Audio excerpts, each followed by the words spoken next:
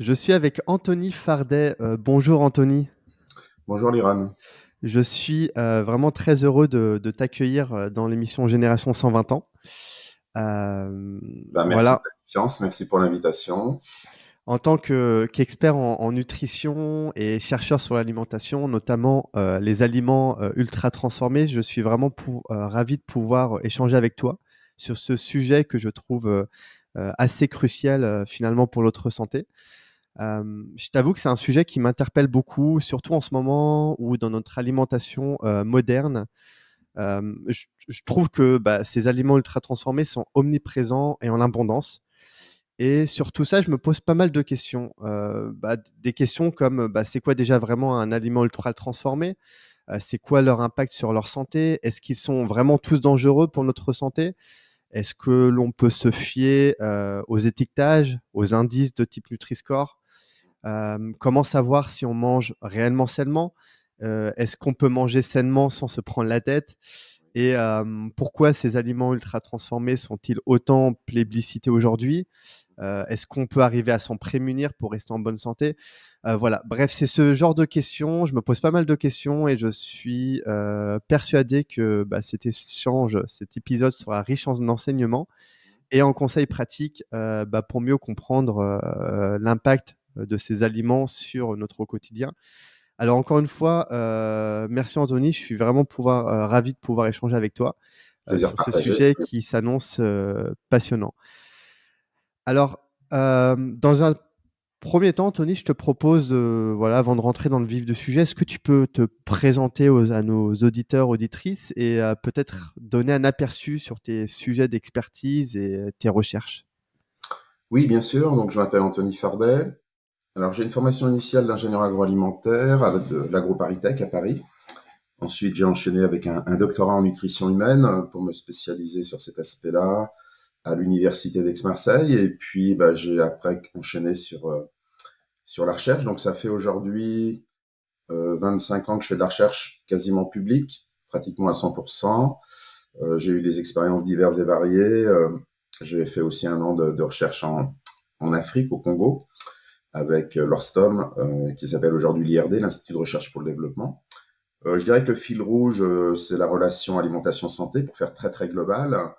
Après, dans cette relation alimentation-santé, j'ai toujours travaillé, on y reviendra, sur l'effet matrice. J'ai Absolument. fait mon stage de recherche en DEA, ça s'appelait DEA à l'époque, Master 2 aujourd'hui, sur l'effet matrice des fibres et la fermentation. J'ai fait ma thèse sur l'effet matrice des pâtes alimentaires euh, et la digestion de l'amidon. Voilà, et puis donc ça a toujours été le fil rouge de mes recherches. Je me suis toujours intéressé à l'aliment dans sa complexité. Et puis depuis, on va dire, une 12-13 ans, j'ai commencé à m'orienter après une quinzaine d'années en recherche expérimentale sur le potentiel santé des produits céréaliers, le pain, les pâtes, les fibres céréalières, les bouillies de sevrage, les salles au petit déjeuner pour enfants. J'ai voulu tout remettre à plat et donc j'ai mené un travail important que je qualifie à la fois philosophique et scientifique, c'est-à-dire j'ai voulu comprendre pourquoi, malgré toutes les connaissances accumulées dans la recherche en nutrition au niveau mondial depuis des décennies, les maladies chroniques continuent à augmenter au point de devenir des pandémies mondiales. Et ça m'a questionné parce que j'avais l'impression qu'on avait toutes les données pour savoir comment bien manger. Et alors, donc, j'ai voulu creuser. Donc, ce qui m'a amené, là, j'y reviendrai peut-être aussi plus tard, aux approches holistiques et réductionnistes de l'alimentation et de la nutrition. Donc, j'ai mené un gros travail à ce niveau-là et qui ensuite m'a amené à travailler sur le lien entre transformation des aliments et potentiel santé d'aliments. Et aujourd'hui, dans le cadre du système alimentaire durable, donc alimentation saine et durable. Et pour terminer, donc, je travaille sur les aliments ultra transformés depuis 2013. C'est là que j'ai découvert le concept qui vient du Brésil. Et puis, je travaille aussi sur le scoring des aliments, la Ok. notation des aliments depuis à peu près 2011. Donc, ça fait plus de 10 ans. Et j'ai donc contribué à deux scores. Un premier score, bon, qui est resté un peu théorique, vers 2011-2012. Et puis le score SIGA plus récemment en 2020, 2017-2020. Et voilà. Et aujourd'hui, j'ai un projet de recherche qui est plus orienté vers des comportements alimentaires sains et durables auprès des plus jeunes dans le cadre d'un projet européen qui va me permettre justement de mettre en pratique toute la boîte à outils qu'on a développée dans notre labo en tant que chercheur. Une boîte à outils qui est basée sur le fait d'avoir revisité l'alimentation, mais avec un nouveau logiciel, ou pour remettre au goût du jour un logiciel qui est l'approche holistique et holistico-scientifique, et qui m'a permis donc avec quelques collègues de développer des outils simples d'appropriation par le grand public, et que maintenant on a envie vraiment de mettre en pratique. Donc je passe progressivement à ce qu'on appelle de la recherche participative et de la recherche-action. Ok. Voilà, pour faire, pour faire Ouais, ça. c'est assez riche. Tu as donné pas mal de mots-clés. J'ai déjà des choses qui me viennent en tête. Donc, bon, tu as été toujours, de ce que j'entends, c'est que tu as été toujours passionné par finalement ce domaine de l'alimentation et que petit à petit, en fait, tu t'es questionné sur ces problématiques et ces enjeux d'aliments ultra transformés et de pourquoi aujourd'hui, avec toutes ces connaissances qu'on a, avec toute cette voilà, abondance d'informations, bah, finalement, ça paraît, bah, c'est difficile de bien manger et qu'il y a surtout de plus en plus de maladies chroniques qui apparaissent. Euh, Et ce par que j'ai, rapport. Ouais, si pardon. je peux me permettre, Iron, et puis je te relaisse la parole, parce que notre découverte, d'autres aussi l'avaient observé avant nous, mais après je raconterai comment on a essayé aussi d'aller un petit peu plus loin. Ouais. C'est ce fameux réductionnisme nutritionnel poussé à l'extrême, c'est-à-dire ne considérer la relation alimentation que à l'aune des nutriments. Eh bien, on va voir que cette vision aujourd'hui crée beaucoup de confusion et va participer aux maladies chroniques. Donc, Hmm. c'est ça le fond du Ouais. problème auquel je me suis éveillé vers 2011-2012 et qui a réorienté toutes mes recherches en revenant à l'essence même de l'alimentation, qui est, ne l'oublions pas, une discipline scientifique multidimensionnelle et complexe, c'est-à-dire ce qu'on appelle holistique, qui veut dire global en fait. Hmm. Ouais, bah justement, j'allais te poser la question. Tu parlais d'alimentation, enfin d'approche réductionniste vs approche holistique, donc approche holistique et approche globale. Et réductionniste, pourquoi on parle de réduction du coup dans l'alimentation? Qu'est-ce que tu peux développer ce Oui, côté-là? alors, bah, en fait, avant les sciences de la nutrition qui sont nées dans les années 1850, donc ça fait à peu près 170 ans, bon, l'alimentation bon, n'était pas véritablement étudiée par la science. Donc, le réductionnisme a commencé avec la science de la nutrition, en fait, qui est partie plutôt de la philosophie de René Descartes et d'autres philosophes qui disaient que pour comprendre un système complexe, il fallait en étudier les parties séparément.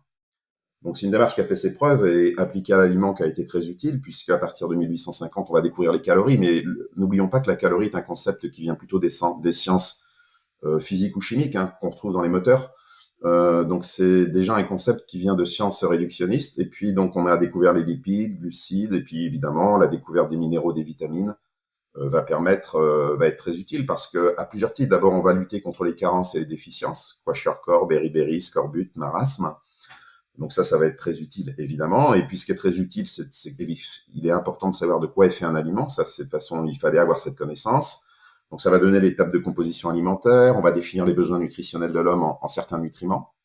Donc tout ça est très utile. Mais on va voir que donc ça, c'est le premier stade de réduction, c'est-à-dire que l'étude des nutriments, de quoi est fait un aliment, le devenir métabolique des nutriments.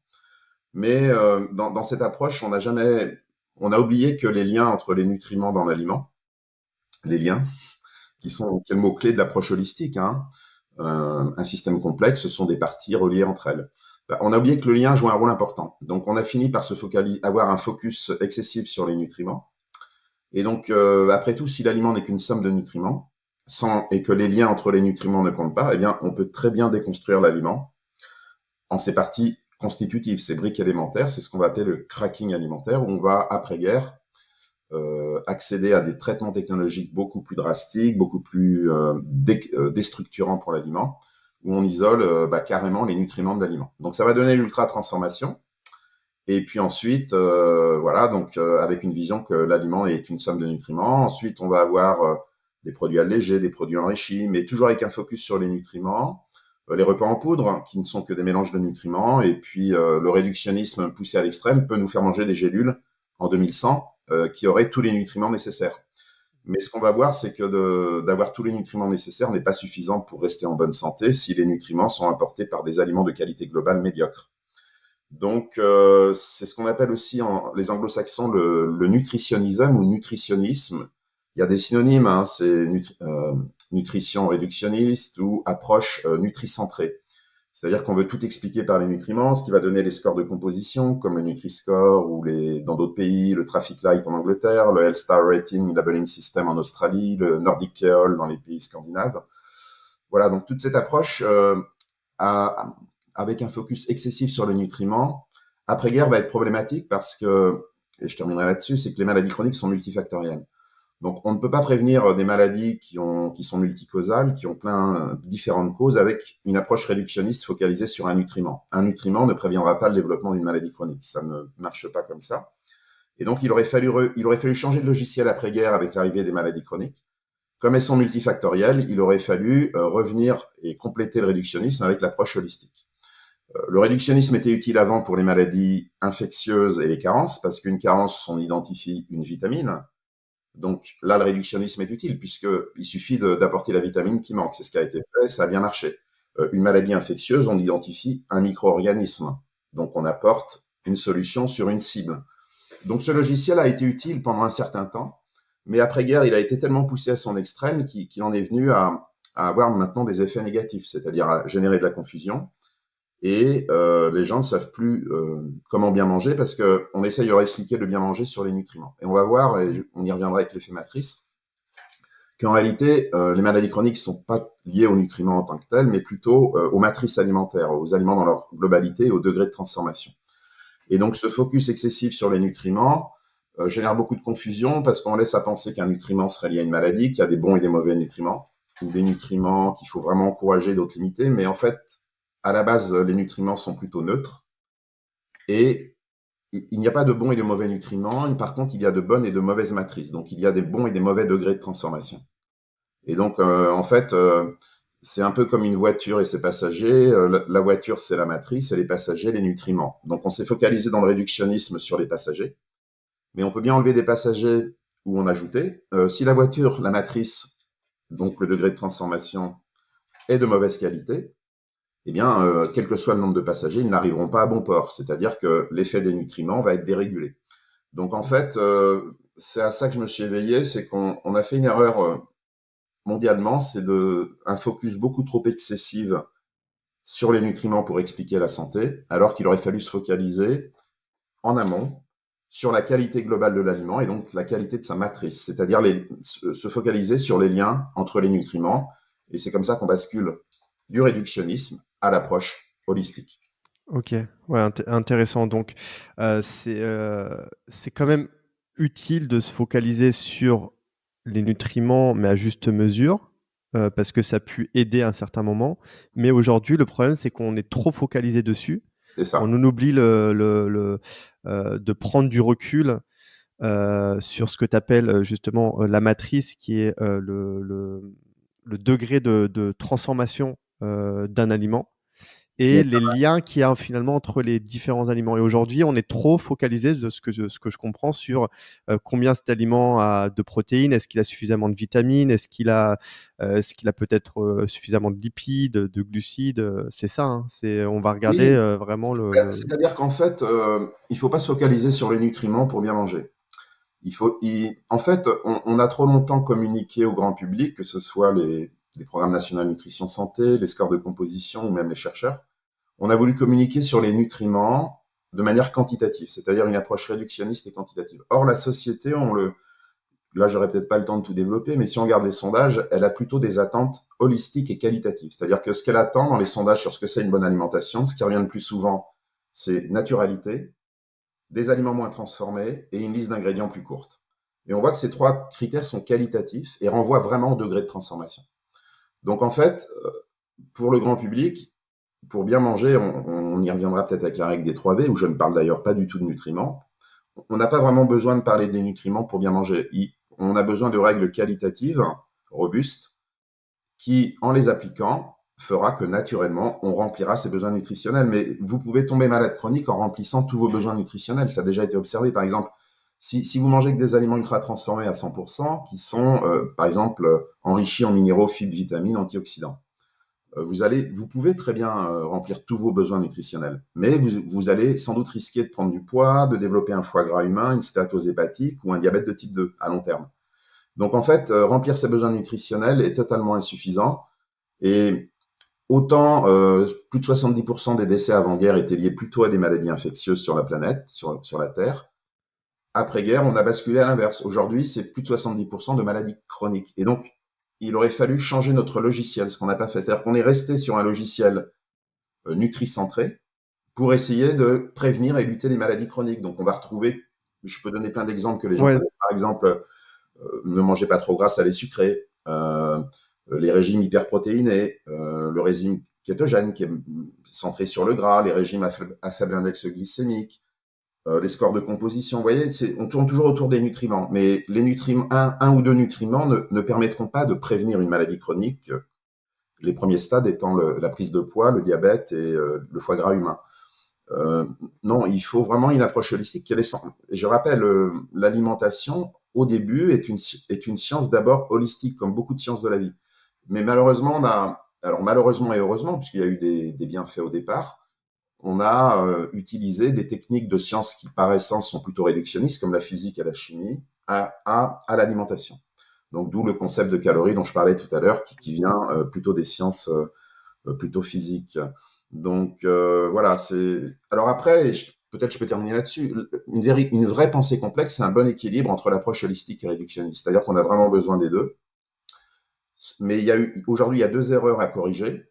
C'est que le réductionnisme a été tellement loin qu'on est passé dans un réductionnisme extrême ou un ultra-réductionnisme, et à force d'avoir décortiqué le système, il s'en est déconnecté. Donc pour les aliments, ça va donner des aliments virtuels qui n'existent plus dans la nature, comme le sont des aliments ultra-transformés. Donc il faut rééquilibrer les deux approches. Il faut qu'elles restent connectées. Ça, c'est la première erreur à corriger, parce qu'aujourd'hui, le réductionnisme est tout puissant, que ce soit au niveau financier ou académique. C'est lui qui a un pouvoir beaucoup trop important. Donc il faut redonner du pouvoir à l'approche holistique, recruter davantage de chercheurs qui ont une approche transversale, complexe et holistique, parce qu'on n'est pas assez nombreux. Et la deuxième erreur à corriger, c'est qu'on a eu tendance à généraliser à partir des parties, c'est-à-dire qu'on est parti des parties d'un système, donc des nutriments d'aliments, pour généraliser au potentiel santé de l'aliment, ce qui va donner Nutri-Score, où on généralise indirectement le potentiel santé de l'aliment sur la base de 8 parties. ouais, Et ça ok, aussi, on peut pas le faire. On peut pas ouais, le faire parce qu'on ne peut pas réduire un aliment à quelques nutriments. Ou alors, par exemple, les industriels utilisent cette approche erronée, c'est-à-dire partir du spécifique vers le global, pour vous vendre des aliments ultra transformés de qualité médiocre, mais en mettant, par exemple, source de calcium, enrichi en minéraux, garantie en blé complet. Mais en fait, il faut regarder l'ensemble. Donc, on réduit l'aliment à une partie. Par exemple, on réduit des pâtes fromagères pour enfants ultra transformées, qui sont beaucoup plus proches de la chimie comestible, à une source de calcium. Donc, comme les gens pensent que la santé est dans les nutriments, ce qui est faux, ils se disent calcium, c'est bon pour les os, donc j'achète l'ensemble. Et ils oublient de regarder l'ensemble. Ou alors, on va réduire les agrumes à la vitamine C pour vendre des jus de fruits. Mais c'est beaucoup plus que cela et il faut regarder l'ensemble. Et l'ensemble reste quand même une matrice liquide avec des sucres libres et donc qui peuvent poser problème pour la santé. Donc, en fait, c'est ça le réductionnisme. Et donc, en fait, il faut aller dans le sens inverse, c'est-à-dire toujours d'abord penser globalement et ensuite aller vers les parties du système. Donc, il faut changer, il ne faut pas généraliser à partir du spécifique, mais aller du global au spécifique. Voilà, quand on aura corrigé ces deux erreurs, alors ça c'est un travail qu'on a publié en 2018, eh bien on pourra aboutir à une véritable prévention très efficace. Et d'ailleurs Edgar Morin disait bien que la pensée complexe n'était pas une pensée holistique, mais que la pensée complexe était un juste équilibre entre à la fois l'holisme et le réductionnisme, parce qu'on a hmm, besoin des deux en fait. Mais ouais. il faut que les chercheurs réductionnistes restent connectés à la question de départ. Donc si on étudie les nutriments, il faut rester connecté à l'aliment, quoi. Ouais, ok. Très intéressant. Je vais rebondir sur des choses que tu as dit. La première, c'est, enfin, déjà, est-ce que tu parlais d'apparition de maladies chroniques? Est-ce que tu vois vraiment enfin, certaines maladies chroniques qui n'existaient pas avant et qui apparaissent vraiment à cause de cette malnutrition, à cause de cette approche réductionniste? Oui, bien sûr. En fait, les grandes maladies chroniques à grande échelle sont apparues dans les fins des années 50, début des années 60 aux États-Unis. C'est les maladies cardiovasculaires. C'est là vraiment que on a pris conscience de la proportion importante des premières maladies chroniques. Et justement, aux États-Unis, l'anecdote est intéressante, et je pense que certains de nos auditeurs la connaissent bien, c'est que le gouvernement, face à cette recrudescence, enfin à cette prévalence accrue de maladies cardiovasculaires, a demandé aux chercheurs de trouver la cause. Mais comme les chercheurs nutritionnistes avaient une approche réductionniste, hein, c'était notre éducation, c'était l'éducation à l'époque, hein, donc tu as Alexis Kay aux États-Unis qui a dit que c'était le gras qui était responsable, et à Londres, c'est un chercheur qui a dit que c'était le sucre. Alors, les lobbies des boissons sucrées qui étaient très forts aux États-Unis ont fait pression, et en fait, c'est le gras qui a fini par être accusé. Et on va retrouver ici la stigmatisation du gras. Et donc, le gouvernement a demandé à ces industriels de faire des produits allégés en gras. C'est ce qu'on a appelé la low fat campaign, la campagne des produits allégés en gras. Mais il a bien fallu, quand vous baissez le gras, comme l'aliment est un vase clos, il faut bien remplacer par quelque chose. Ou si vous ne remplacez pas par quelque chose, si le gras diminue, ça veut dire que les protéines et les glucides augmentent, puisque c'est un vase clos. Donc, ou alors on peut remplacer par autre chose. Donc, si on remplace, ils vont remplacer de plus en plus, notamment par des sucres raffinés et des céréales raffinées. Et c'est là que va naître l'obésité, en fait, au début des années 70, qui va devenir une pandémie mondiale. Donc, non seulement on n'a pas véritablement résolu les maladies cardiovasculaires, mais on a surajouté une nouvelle maladie. Et cet exemple est très intéressant parce qu'il montre que, en voulant prévenir une maladie chronique sur la base d'un seul nutriment, ça ne marche pas. On voit bien là. Et en fait, c'est même pire que ça, c'est que d'abord, ça va stigmatiser le gras à tort, qui n'a été réhabilité dans les pays occidentaux que récemment. Ça va laisser à penser qu'il y a des bons et des mauvais nutriments, ce qui est faux. Et comme le gras a été stigmatisé, on va voir se développer tout un tas de produits de substitution ultra transformés. Par exemple, alors, pas tous. Au départ, il y a eu le lait demi-écrémé qui vient de là. On a fait du lait demi-écrémé parce qu'on pensait que le gras pouvait provoquer les maladies cardiovasculaires. Alors, il y a aussi une raison économique, hein, c'est que pour faire de la crème et du beurre, il faut bien que les gens mangent demi-écrémé. Si tout le monde mange du lait entier, on n'aura plus de crème. Ensuite, on va stigmatiser la viande, les acides gras saturés, le cholestérol, etc. On va faire des margarines végétales pour remplacer le beurre. Voilà. Et en fait, le problème n'était ni dans le gras ni dans le sucre, mais était dans une industrialisation croissante des aliments. C'était ça, en fait, la vraie cause, c'est-à-dire le degré de transformation. C'est-à-dire que, en fait, ils n'ont fait que remplacer des aliments qui commençaient à être ultra transformés par des aliments encore plus ultra transformés. Donc, évidemment, d'ailleurs, la plupart des produits allégés aujourd'hui sont ultra transformés parce que, si vous voulez, pour alléger ou même enrichir un produit, c'est bien qu'il y a eu une dégradation à la base, sinon on ne serait pas obligé de le faire. Tous les aliments naturels et bruts ou peu transformés se suffisent à eux-mêmes. On n'a pas besoin d'alléger un avocat en gras ni de l'enrichir en vitamines. Donc voilà un peu comment tout ça va s'enchaîner. Et évidemment, les maladies chroniques vont continuer à progresser parce que, avec cette approche réductionniste poussée à l'extrême et en voulant expliquer par les nutriments, alors que c'est pas par les nutriments qu'il fallait expliquer les maladies chroniques, eh bien, on génère beaucoup de confusion. Le gras a été stigmatisé, ensuite il est réhabilité, les saturés ont été stigmatisés, maintenant on dit qu'il y a des saturés qui sont peut-être bénéfiques. Mais ce qu'on oublie, c'est qu'en fait, le potentiel santé de tous ces nutriments va d'abord dépendre de la qualité de la matrice et du degré de transformation de Ok. l'aliment. Ok. Intéressant. Donc, ce serait pas mal de pouvoir donner du coup une définition de qu'est-ce qu'un aliment ultra transformé. Est-ce que finalement c'est un aliment qu'on ne retrouve pas dans la nature, qui n'est pas brut? À partir du moment où on ne le retrouve pas dans la nature, c'est un aliment ultra transformé? Comment Oui et non. Alors, c'est-à-dire, pour faire simple, un aliment ultra transformé pour une définition très simple, c'est un aliment qui contient au moins un marqueur d'ultra transformation. Ça, c'est le terme qu'on a utilisé avec SIGA, les MUT, MUT. Dans la classification brésilienne NOVA, qui est aussi à l'origine de SIGA et qui est la première classification du degré de transformation des aliments qui a été la plus utilisée au monde, eux, ils parlent d'agents cosmétiques, mais ça veut à peu près dire la même chose. Donc, c'est quoi ces marqueurs d'ultra-transformation ou ces agents cosmétiques? Bien, ce sont des molécules purifiées qui sont souvent issues du cracking alimentaire et qui vont être utilisées pour modifier ce qu'on appelle les propriétés organoleptiques ou sensorielles de l'aliment. Et il y en a 4. Vous avez la couleur pour les yeux, les arômes pour le nez, pour les flaveurs, et puis en bouche, vous avez la texture et le goût. Donc, l'ultra-transformation, on est bien dans une problématique de cosmétique et d'artificialisation des aliments. C'est-à-dire que, si vous allez voir la définition de Nova, les antioxydants, les conservateurs et les antimicrobiens n'entrent pas dans cette définition, même si ce sont des additifs. Donc, la présence ok. d'un additif n'est pas forcément ne veut pas dire que l'aliment est ultra transformé. Parce que si vous voulez, antioxydants et conservateurs et antimicrobiens, la fonction n'est pas cosmétique. On n'est pas là pour artificialiser l'aliment. On est là dans une autre problématique qui est de conserver les aliments. Donc la problématique est différente. Donc on est bien dans l'idée du cosmétique, c'est le mot-clé. Donc la grande question, pour ceux qui nous écoutent, c'est quels sont ces marqueurs d'ultra-transformation. Donc en fait, vous avez 4 catégories qui sont maintenant bien définies. Vous avez les additifs cosmétiques, on y revient. Donc il y en a 3 grands groupes. C'est les colorants pour les yeux, les modificateurs de goût, ça peut être des correcteurs d'acidité, des exhausteurs, des édulcorants, et les texturants, des liants, des émulsifiants, etc. Ensuite, vous avez les arômes qui ne sont pas sensu stricto des additifs. Alors, c'est les arômes naturels, de synthèse, des extraits d'arômes. Ensuite, vous avez, moi, ce que j'appelle les macronutriments ultra transformés, c'est-à-dire protéines, lipides, glucides et fibres ultra transformées. Alors là, vous en avez beaucoup. Par exemple, dans les steaks végétaux et les laits végétaux, vous avez beaucoup d'isolats de protéines et de fibres, qui sont donc des molécules purifiées, souvent issues du cracking, c'est-à-dire qu'on déconstruit l'aliment pour en isoler les briques élémentaires, un peu comme le pétrole. Et même après, ces nutriments peuvent être encore modifiés par des voies enzymatiques et chimiques, par des hydrogénations, par exemple, ou des hydrolyses enzymatiques.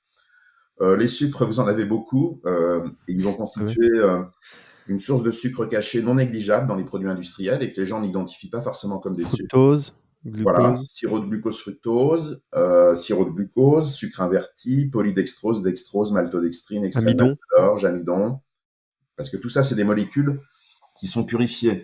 Et puis pour les graisses, vous avez majoritairement, il y a un peu moins, vous avez notamment les graisses hydrogénées trans. Voilà, donc beaucoup de ces composés, d'ailleurs, n'existent même pas dans la nature. Hein. On a ce qu'on appelle des xénobiotiques ou des composés étrangers au corps humain, parce qu'ils ont tellement été modifiés qu'on ne les retrouve pas forcément dans la nature. Donc ces 3 premiers marqueurs d'ultra-transformation, additifs cosmétiques, arômes et nutriments ultra-transformés, sont tous issus du cracking alimentaire ou de la synthèse chimique et enzymatique et ont 2 caractéristiques. D'abord, on peut les repérer sur l'emballage. Ils doivent être mis sur l'emballage. Et ce sont des composés purifiés, donc ils n'ont plus de matrice. Vous voyez, on les a extraits de la matrice initiale. Et comme c'est pas le nutriment lui-même qui a une valeur santé, mais c'est la nature de ses interactions dans la matrice et avec les autres nutriments qui comptent, on voit bien la problématique que ça va commencer à poser. Même un isolat de protéines n'a pas le même effet santé qu'une protéine naturelle dans sa matrice J'ai d'origine. et excuse-moi Anthony, du coup, par rapport à ce que tu dis, c'est peut-être bête comme question, mais si, chez moi, je me prépare, un gâteau au chocolat ou une madeleine, farine, sucre et je sais pas, il y a quoi? Du beurre. Bon, il y a pas tous ces agents cosmétiques, mais ça reste un aliment transformé quand même, du coup, qui est pas forcément, Oui, alors sain. c'est une Parce qu'il bonne y a de la question. farine qui est peut-être transformée. Le beurre, a priori, bah oui aussi, le beurre s'est transformé et le sucre, n'en parlons pas. Donc finalement, c'est un Ouais, ouais, aliment transformé, mais c'est une bonne question. Juste pour terminer sur les mules, oui, parce oui, que je voulais citer le quatrième groupe qui oui. n'est pas sur l'emballage parce que la législation n'oblige pas l'industriel à mettre. Ce sont des traitements technologiques, quelques traitements technologiques. Donc pas des composés, hein, pas des molécules, mais des traitements technologiques qui sont assez récents et modernes et qui, appliqués aux matrices alimentaires, notamment les féculents, vont beaucoup les dégrader. Et on peut citer les plus connus, c'est-à-dire le soufflage qu'on va retrouver dans les pop-corns industriels ou les galettes de riz blanc soufflé, Ah oui. et la fameuse cuisson-extrusion, qui sont des températures et des pressions très élevées et qui vont transformer les fécules en des matrices très friables, peu masticables, très poreuses, et en quelque sorte transforment la fécule en une source de sucre rapide à index glycémique élevé. Donc on va trouver principalement les snacks sucrés salés gras et les céréales du petit déjeuner pour enfants. Alors pour répondre à ta question, ça m'amène à la classification NOVA. Pour bien répondre à ta question sur ce qu'on peut faire en cuisine par exemple, d'où est issu le concept d'ultra-transformation. Donc, le mot apparaît pour la première fois en 2009 par des épidémiologistes brésiliens, mais il existait avant au Mexique, il avait déjà été utilisé avant, mais les Brésiliens ont formalisé ça dans la classification NOVA, qui veut dire nouveau en portugais. Et je pense que pour nos éditeurs, c'est important de relater l'anecdote, et ça répondra d'ailleurs en partie à ta question, qui ont amené à cette classification. En fait, plusieurs épidémiologistes brésiliens, Carlos Monteiro en tête, de l'Université de Sao Paulo, faisait beaucoup d'enquêtes alimentaires, normales en tant qu'épidémiologiste dans les foyers brésiliens. Et ils ont fait une observation très intéressante qui va être à l'origine de Nova. C'est-à-dire que dans les foyers brésiliens où il y avait justement du sucre de table, c'est là où il y avait le moins d'obésité et de diabète. Et dans les foyers où il n'y avait plus du tout de sucre de table, c'est là où il y avait le plus de diabète et d'obésité. Donc c'est totalement Ah oui, paradoxal par ah rapport oui. à ce qu'on Mmh. savait avant, parce que traditionnellement, les gens, comme on était réductionniste, on associait le diabète et l'obésité à un nutriment, le sucre. Là, ça n'était pas le cas dans ces foyers. Donc, évidemment, comme ils sont des chercheurs, ils ont voulu comprendre. Et ils se sont rendus compte que dans les foyers où il n'y avait pas de sucre de table, eh bien, c'était là où les foyers consommaient le plus d'aliments industriellement transformés, dont une grande partie vont être appelés les ultra transformés. Donc, ça leur a mis la puce à l'oreille et ils se sont dit, bah, finalement, de classer les aliments selon la composition ou les nutriments, bah, quand on observe le terrain, là, ça n'a pas de sens. Il faut plutôt reclasser selon le degré de transformation. Parce que pourquoi il y avait moins de diabète et d'obésité dans les foyers où il y avait du sucre de table, ce qui est un ingrédient culinaire traditionnel qu'on utilise depuis de nombreuses années? Bien parce que c'était le signe indirect que ces foyers continuaient à cuisiner eux-mêmes. S'il y avait du sucre de table, Ah c'était oui. l'indicateur qu'ils cuisinaient eux-mêmes, qu'ils avaient un ingrédient culinaire. Et donc, qu'ils cuisinaient des aliments bruts. Et donc, ça va donner Nova avec les aliments Nova 1 qui sont peu ou pas transformés, où il n'y a qu'un aliment. C'est à vous acheter un poisson frais, vous achetez de la viande fraîche, des fruits et légumes frais, par exemple, mais c'est mono-ingrédients. Ensuite, les ingrédients culinaires traditionnels qu'on utilise en cuisine et en industrie, même depuis la nuit des temps. Alors, en cuisine depuis la nuit des temps, en industrie seulement plus récemment, c'est tout simplement sucre, sel, poivre, ça peut être les épices, la crème, le beurre, les huiles, etc. Mais par définition, un ingrédient culinaire ne se consomme pas tel quel. Personne ne va consommer un bol d'huile, par exemple. Ensuite, quand vous ajoutez ces ingrédients culinaires euh, qui sont Nova 2 à Nova 1, vous avez les aliments que tu viens de décrire, Liron, qui sont les aliments transformés. C'est-à-dire que on va ajouter des ingrédients culinaires pour conserver les aliments à petite échelle plus longtemps. Je rappelle que le sucrage, notamment, c'est à l'origine les confitures, c'était pour préserver les fruits toute l'année, pour valoriser les excédents qui ne se perdent pas. Le salage pour conserver la viande, le poisson. Et donc, ils vont appeler ces aliments transformés, normalement transformés. Donc là, vous avez. Alors, c'est aussi pour améliorer le goût, parce que les fermentations. Alors, les fermentations, vous avez à la fois du Nova 1 et du Nova 3. Mais tout ça, ça modifie le goût et souvent pour quelque chose d'agréable. Donc, c'est pas non plus négligeable parce que le goût, ça compte. Et donc, Nova 3, c'est tout ce que vous faites à la maison globalement. C'est les plats traditionnels de nos pays, de nos régions. En Auvergne, ça peut être l'aligot, la truffade, par exemple. Et puis, c'est quand même aussi 30% des produits industriels en France. Donc, ça montre aussi qu'on peut manger industriel et de qualité, Ouais, c'est puisqu'une partie n'est non ultra transformée. Et le dernier groupe dont on parlait, l'ultra transformation, donc, ils se sont rendus compte qu'il y avait des aliments dans les cuisines, justement, où il y avait plus d'obésité et de diabète, qui ressemblaient au groupe 3, c'est-à-dire transformés, mais avec des listes d'ingrédients 2 à 3 fois plus longues. Et ils ont appelé ces ingrédients d'origine strictement industrielle des agents cosmétiques parce qu'ils se sont rendus compte qu'ils étaient utilisés pour modifier les propriétés organoleptiques et sensorielles parce qu'en fait, c'est très rentable d'optimiser ces propriétés. C'est ce qui nous fait acheter un produit. Et donc, en fait, ils se sont rendus compte, par exemple, que les céréales petit déjeuner pour enfants et le pain de mie se substituaient progressivement au vrai pain, c'est-à-dire Nova 4 remplaçait le pain Nova 3. Le soda Nova 4 ultra transformé remplaçait l'eau en Amérique du Sud. Aujourd'hui, on voit d'ailleurs ce qu'on appelle les Coca Baby, c'est-à-dire ah oui. de plus en plus de parents qui donnent du Coca-Cola dans les biberons. Les formules infantiles vont remplacer le lait maternel. Les arômes de fruits vont remplacer les vrais fruits dans les yaourts. Donc maintenant, on a des yaourts aux fruits sans fruits. Donc tout ça est très bon marché parce que tous ces marqueurs ou agents cosmétiques sont très bon marché et permettent de remplacer les ingrédients les plus chers qui sont les ingrédients les plus nobles, les vrais ingrédients dans l'aliment. Et donc je terminerai pour répondre à ta question. Il existe 2 catégories d'aliments ultra transformés. Ce que tu soulignais, c'est-à-dire les aliments virtuels qui n'existent plus dans la nature parce que ce sont des recombinaisons de marqueurs d'ultra transformation avec très peu d'ingrédients nobles. Donc les steaks végétaux, les laits végétaux, les sodas, des barres chocolatées, des snacks, tout ça où on a créé de nouvelles matrices ou un nuggets par exemple.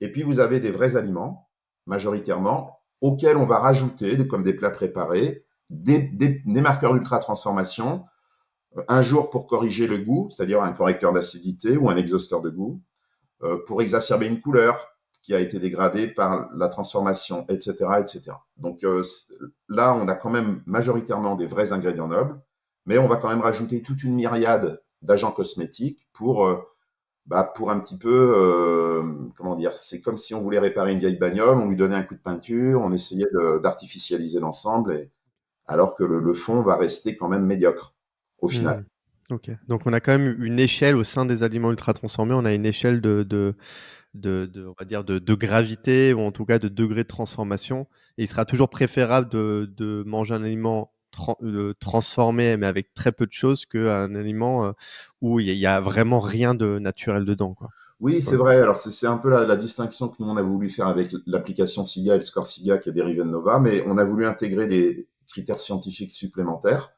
Et justement, dans les ultra transformés pour l'application, on a fait 3 groupes parce qu'on pense qu'un aliment qui ne contient qu'un marqueur, donc qui est à la base plutôt des vrais ingrédients auxquels on va juste ajouter un marqueur, doit être quand même différencié, par exemple, d'un steak végétal qui n'est que des marqueurs, que des mutes, c'est-à-dire où ce n'est qu'une recombinaison de marqueurs d'ultra transformation. On peut en trouver jusqu'à 15 parfois. Donc, on Ah oui. voulait aussi faire cette distinction. Donc, voilà, on a distingué ceux qui n'ont qu'un marqueur de ceux qui ont plus d'un marqueur. Par exemple, le yaourt et je sais pas, le tofu qui sont a priori, bah, peut-être que je me trompe du coup non, mais qui sont normalement considérés comme ça, en réalité, c'est pas Ah, c'est ultra transformé finalement. Peut-être le yaourt, s'il reste nature, ça va, mais ah si bah c'est des trucs, aux fruits et le tofu, bah, en fait, alors je sais même pas, ça doit être ultra transformé, mais on te dit ça apporte beaucoup de protéines, mais là, on reste dans une approche, réductionniste. oui, c'est ça, parce qu'en fait, bah, le yaourt, par exemple, si vous prenez un yaourt nature, c'est Nova 1, parce que on n'ajoute pas d'ingrédients culinaires, c'est du lait avec des ferments. Donc, par définition, c'est Nova 1. Si vous ajoutez du sucre de table à la maison dans votre yaourt nature, vous basculez en Nova 3. Et si vous prenez un yaourt industriel, des fois on peut rajouter, même dans des yaourts nature, on peut rajouter des isolats de protéines, par exemple, pour renforcer la texture. Donc là, ça devient un marqueur ultra transformation. Ou alors les yaourts aux fruits, on va mettre, alors on peut mettre par exemple un arôme de fruits, parce que ça va permettre de baisser le coût, parce que ça reste les fruits les plus chers. Ou on peut mettre un texturant, un émulsifiant, enfin il y a plein de façons ou un colorant pour renforcer un arôme et un colorant pour donner, ce sera par exemple un yaourt aux fraises, ce sera de la fausse fraise avec l'arôme et le colorant. Mmh. Le OK. tofu, alors faudrait voir la liste des ingrédients, parce que j'imagine qu'il y a peut-être plusieurs types de tofu. A priori, le tofu en tant que tel est un produit traditionnel, donc il n'a pas de raison d'être ultra transformé, mais bon, ça va dépendre aussi des. Ouais, faut regarder à l'intérieur finalement Il encore faut une fois regarder la liste des ingrédients, ouais, pour les être sûr, ingrédients. parce que on peut avoir un tofu qui n'est pas ultra transformé, j'imagine, et un qui va être Mmh. ultra transformé. Intéressant et tu parlais enfin que finalement, on pouvait manger industriel, mais tout en étant sain. Enfin je m'explique. Je prends l'exemple, j'en sais rien enfin qui me vient en tête de Picard, Oui. où on va retrouver de tout évidemment, mais il peut y avoir des plats, on va dire traditionnels où finalement, bah, les ingrédients, ça reste quelque chose de simple. Il y a pas Mhm. vraiment de marqueur, C'est voire ça. peut-être il y en a qu'un. Finalement, enfin, on peut rester dans le cadre industriel tout en mangeant, finalement bien. Oui, oui, tout à fait. Il ne faut pas C'est confondre pas 3 termes. Transformé, industriel et ultra transformé, ça n'est pas la même chose. ouais, Dans c'est les ça. aliments transformés, vous avez de l'industriel et du non industriel. C'est comme un arbre de décision, hein, c'est comme une arborescence. Ouais. Et ensuite, dans les industriels, vous avez de l'ultra et du non ultra transformé. Et le non ultra transformé, nous on a publié avec SIGA sur plusieurs milliers d'aliments représentatifs de l'offre en GMS, en France, en grande et moyenne surface, que c'est à peu près 30%. Ça dépend un peu de nos études, mais on varie entre 67 et 73%, donc un peu plus des 2 tiers, presque 3 quarts sont ultra transformés. Et donc, il reste 30% de non ultra transformés. Et dans ces 30%, vous pouvez avoir des produits surgelés. Bon, les produits industriels, pour nous, c'était des produits étiquetés emballés avec un code barre, hein, tout simplement. Donc, dans ces produits, bah, vous pouvez avoir des légumes surgelés, des fruits congelés, vous pouvez avoir des yaourts nature, il y a même des fromages industriels qui ne sont pas ultra transformés. Si vous achetez une boîte de lentilles, par exemple, dans un carton avec un code barre, c'est un produit industriel, mais qui n'est absolument pas ultra transformé. Il y a des conserves qui ne sont pas ultra transformées. Enfin, Alors je voilà. pense à des plats, hein, par exemple, j'en sais rien, bœuf bourguignon, qu'on pourrait trouver. Bah, derrière, peut-être, bah, il y a du bœuf, il y a des pommes de terre, des carottes, peut-être du sucre, du sel et c'est tout. Enfin, il y a sûrement d'autres choses, mais Oui, oui, on doit pouvoir trouver. Alors après, bon, c'est toujours pareil, il faut regarder les listes d'ingrédients. Donc, ouais. souvent les plats préparés, quand même, on finit toujours par trouver quelques marqueurs d'ultra transformation.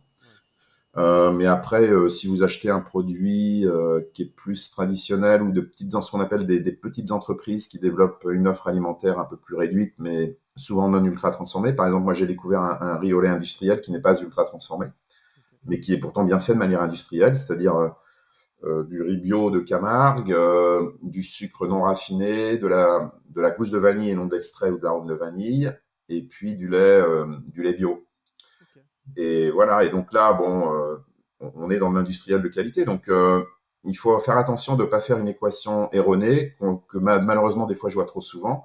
C'est un aliment transformé forcément industriel et c'est forcément pas bon, ça n'est pas Ouais, vrai. c'est vrai. Mmh. On peut très bien manger industriel de qualité, je pense qu'on a même besoin de l'industrie, mais l'ultra transformation, on a été trop loin, c'est-à-dire que c'est une déviation de l'industrialisation de nos aliments. Et donc il faut revenir en arrière et si possible, dans une approche gagnant-gagnant, travailler avec les industriels et leur dire il faut préserver les matrices alimentaires, c'est-à-dire il est tout à fait possible de faire des produits industriels qui ne soient pas forcément ultra transformés. Biocop, par exemple, y arrive, donc c'est tout à fait possible. Ça, c'est le message à faire passer et peut-être il faut développer des solutions industrielles différentes, des traitements moins drastiques, et puis trouver des solutions innovantes. Ouais, bah, après la question c'est est-ce que c'est vraiment possible? Est-ce qu'il y a un intérêt à faire ça? Bon, peut-être on pourra en toucher un mot, vers la fin de l'épisode. Je me posais la question de, à partir de quand, ou à quelle fréquence en fait un aliment alors ultra transformé peut avoir un impact sur la santé? Je sais pas, par exemple, je mange sainement de façon globale ou une personne va manger sainement, on va dire, je sais pas, on va dire 5 jours sur 7, 6 jours sur 7, mais le dernier jour, il va manger, 1 ou 2 aliments ultra transformés. Est-ce que ça reste dérisoire et finalement il y a aucun impact ou il y a quand même un impact qui je sais pas si Alors, c'est facilement on peut répondre alors si, facilement à si, cette question, mais deux éléments de réponse, c'est une question importante qui n'est pas évidente. Alors, après, donc il y a aujourd'hui, on a même dépassé les 170 études d'épidémiologie au niveau mondial, donc c'est devenu un sujet de recherche mondial. Et donc dans ces études, en fait, ils comparent les gros et les petits consommateurs, pour faire simple, ou alors les gros consommateurs et ceux qui n'en consomment pas du tout. Donc ils font ce qu'on appelle ils divisent la population en quartiles ou en quintiles, et en comparant les gros et les petits consommateurs, ils calculent un risque relatif de la maladie chronique, de la prévalence de la maladie chronique. ouais. Donc pour les gros consommateurs, la plupart des études montrent un risque accru de maladie chronique et de mortalité précoce. Donc, mais malheureusement, toutes ces études, quand elles font les gros et les petits, utilisent pas forcément les mêmes niveaux de pourcentage ultra transformés. Dans une étude, les gros consommateurs, ça va être plus de 30% des calories, et dans une autre, ça va être plus de 20%, par exemple, ou plus de 40, ou plus de 50. Donc, c'est toujours difficile. On a voulu faire ce travail dans la règle des 3 V, si on a l'occasion d'en parler, Ouais, pour la carrément. règle vraie, où on s'est dit quel pourrait être le seuil de produits ultra transformés à ne pas dépasser. Donc, on a pris à l'époque, quand on les avait élaborés, le plus d'études, c'était dans l'obésité et le surpoids, le gain de poids. Et en prenant toutes les études, on arrivait à un seuil de précaution qui peut évoluer en fonction de nouvelles études, de à peu près 15% de calories maximum par jour, d'ultra transformés, c'est-à-dire 1 à 2 produits par jour. Alors, j'ai vu des anglo-saxons sur Internet, des chercheurs ou des médecins qui disaient qu'il faudrait même pas dépasser 10%. Donc voilà, pour l'instant, on n'a pas d'études qui comparent des gens qui n'en mangeraient qu'un par jour et d'autres zéro, c'est-à-dire 0 versus 1. Parce que si on avait cette étude et que l'étude qui montrait que même en mangeant qu'un, on a un risque significativement plus élevé de maladie chronique, il faudrait dire zéro. Eh Mais oui. cette étude n'existe pas. Donc aujourd'hui, je pense, en attendant d'autres études, il semblerait que la fourchette puisse tourner effectivement autour de 10-15% de calories par jour, ce qui, selon les produits évidemment, fait à peu près 1 à 2 produits par jour. Mais donc là, on est plutôt dans des aliments ultra transformés qui sont l'exception, qui sont utilisés comme produits de niche, pour dépanner, en déplacement, parce qu'on ne peut pas faire autrement, enfin voilà. Mais le problème, c'est qu'aujourd'hui, c'est en train de devenir la règle. C'est-à-dire que, par exemple, les pays anglo-saxons, il y a des pays où on est à plus de 50% des calories quotidiennes, donc c'est devenu la règle. Donc des produits qui au départ pouvaient dépanner et être des aliments de niche, sont en train de devenir la règle. Et c'est bien là la problématique. Donc aujourd'hui, la science ne permet pas de dire 0 par jour. La science ne le permet pas. Et je pense que l'ultra-transformation peut jouer des rôles dans des situations très particulières. Peut-être par exemple la nutrition dans l'espace, la nutrition des sports de l'extrême, où on a besoin de condenser beaucoup pour pas que ça pèse trop lourd, on a besoin de condenser l'aliment dans des portions, des rations optimisées, donc pourquoi pas. Et après, dans le curatif, c'est un autre problème. Là, je parle que du préventif, mais dans le curatif, l'ultra-transformation peut jouer un rôle, comme la nutrition entérale et parentérale, pour des gens qui ont des insuffisances pancréatiques sévères et qui ne peuvent plus, justement, déconstruire les matrices alimentaires. Donc, dans le curatif, on est dans une autre problématique. Voilà. Ouais. Intéressant.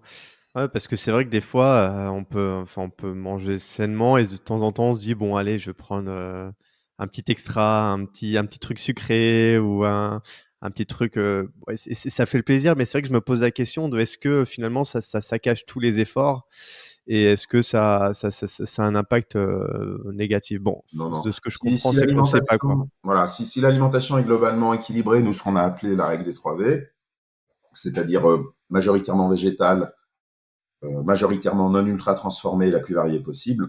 Si vous consommez de temps en temps des produits ultra transformés, il n'y a absolument aucun problème.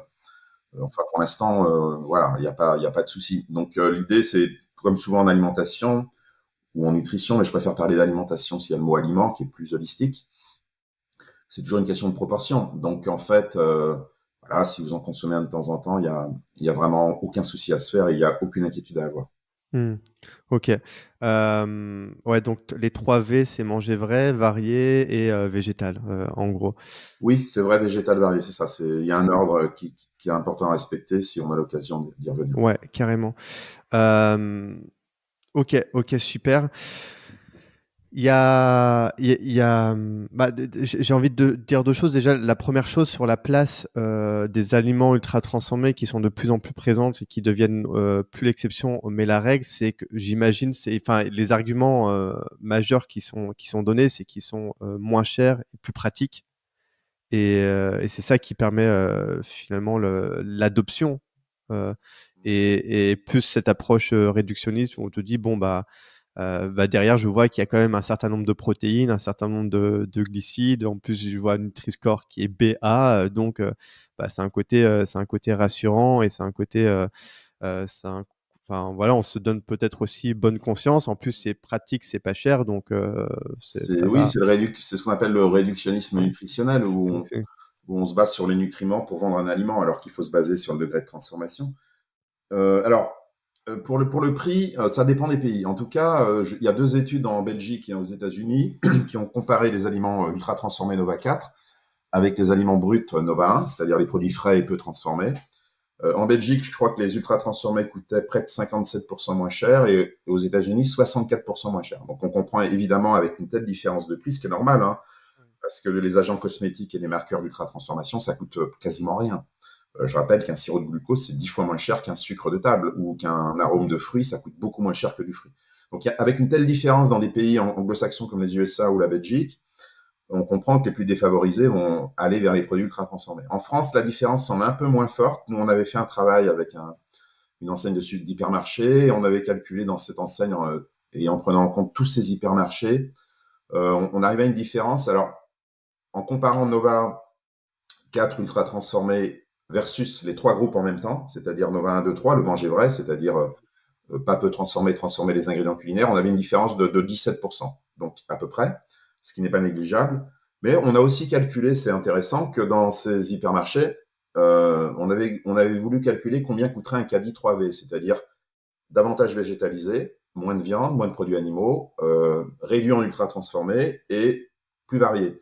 Ben, on était arrivé à un prix à peu près similaire au caddie classique, qui est très riche en produits animaux, le caddie moyen était 41% de calories animales, le caddie moyen, et 62% de calories ultra transformées, ce qui est énorme et absolument non durable pour la planète.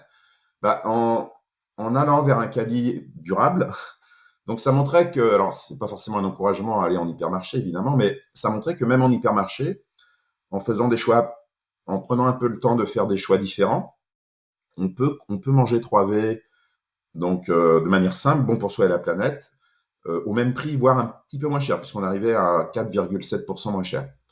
Donc en fait, c'est un peu une idée fausse de croire que de bien manger est plus cher. En fait, alors il y a d'autres études, hein, le World Wide Fund, qui est une association, avait calculé un panier flexitarien qui se rapprochait d'ailleurs des 3V, et par rapport à un panier classique qui ressemblait au nôtre, c'est-à-dire en général riche en produits ultra transformés, en produits animaux, qui sont les deux caractéristiques délétères pour la planète et la santé. Bien pareil, pour le même prix, ils arrivaient à faire un panier flexitarien de qualité. Donc voilà, donc après, ça va peut-être demander un peu plus d'effort de changer nos habitudes dans le magasin, c'est-à-dire dans son, au niveau mental, de faire une petite pirouette pour essayer de se dire, bon, comment je vais manger différemment. Donc au début, ça va demander des efforts, mais après, ça va devenir un réflexe. Hein. C'est comme conduire, au début, ça demande beaucoup d'efforts. On a l'impression qu'on va jamais y arriver. Et puis un jour, on conduit naturellement et on peut même faire autre chose en conduisant. Donc, alors pas téléphoner, mais on peut parler à quelqu'un. Ouais. Voilà. Cool. Bah, j'aimerais qu'on aborde juste après cet aspect-là, comme ça on peut donner peut-être des conseils pratiques et comment faire. Mais j'ai un truc qui me vient en tête, c'est par rapport aux légumes et fruits. Euh, Corrige-moi si je me trompe, mais j'ai l'impression que bah, les fruits et les légumes qu'on va acheter, euh, alors je sais pas comment la formuler, mais avec toute l'importation, tout le processus et tout jusqu'à arriver dans les bancs de supermarché, bah, ils vont perdre leur qualité nutritionnelle et ils vont perdre leurs nutriments. Et du coup, on pourrait se retrouver à manger des fruits et légumes qui finalement n'apportent rien n'apportent pas grand-chose finalement par rapport à ce qu'on espère que ça puisse apporter. Je sais pas si tu vois ce que je veux dire. Oui, bien sûr. On pose souvent la question. Alors, bon, après, il y a aussi les sélections variétales hein, qui peuvent faire varier les teneurs en ce qu'on appelle en micronutriments. Hein. Donc, les micronutriments des fruits et légumes, c'est d'abord les minéraux, les oligoéléments et les vitamines, et puis les antioxydants, comme des polyphénols ou ce qu'on appelle des phytonutriments. Et d'ailleurs, un article intéressant avait été publié il y a quelques années maintenant, où les chercheurs avaient calculé que tous les aliments fournis par la nature sur la planète, c'est au minimum 36 000 composés différents. Donc, vous voyez, la nature fournit de nombreux composés différents, beaucoup de phytonutriments. Il y en a même certainement qui n'ont pas encore été découverts véritablement et quantifiés. Tu poses la question de la perte de ces nutriments, de ce qu'on appelle la densité nutritionnelle. La densité nutritionnelle d'un aliment, c'est justement sa teneur en composés Voilà. bioactifs Ouais. autres que les macronutriments, c'est-à-dire glucides, lipides euh, et protéines. Alors après, de toute façon, toute transformation va, d'une manière ou d'une autre, altérer cette densité nutritionnelle, hein. Que ce soit des traitements thermiques, mécaniques, ou même le fait de prendre une pomme et de la stocker. Le fait de la stocker, selon les conditions de stockage, elle peut aussi perdre des vitamines Ah oui. Hmm. sous l'influence de la lumière.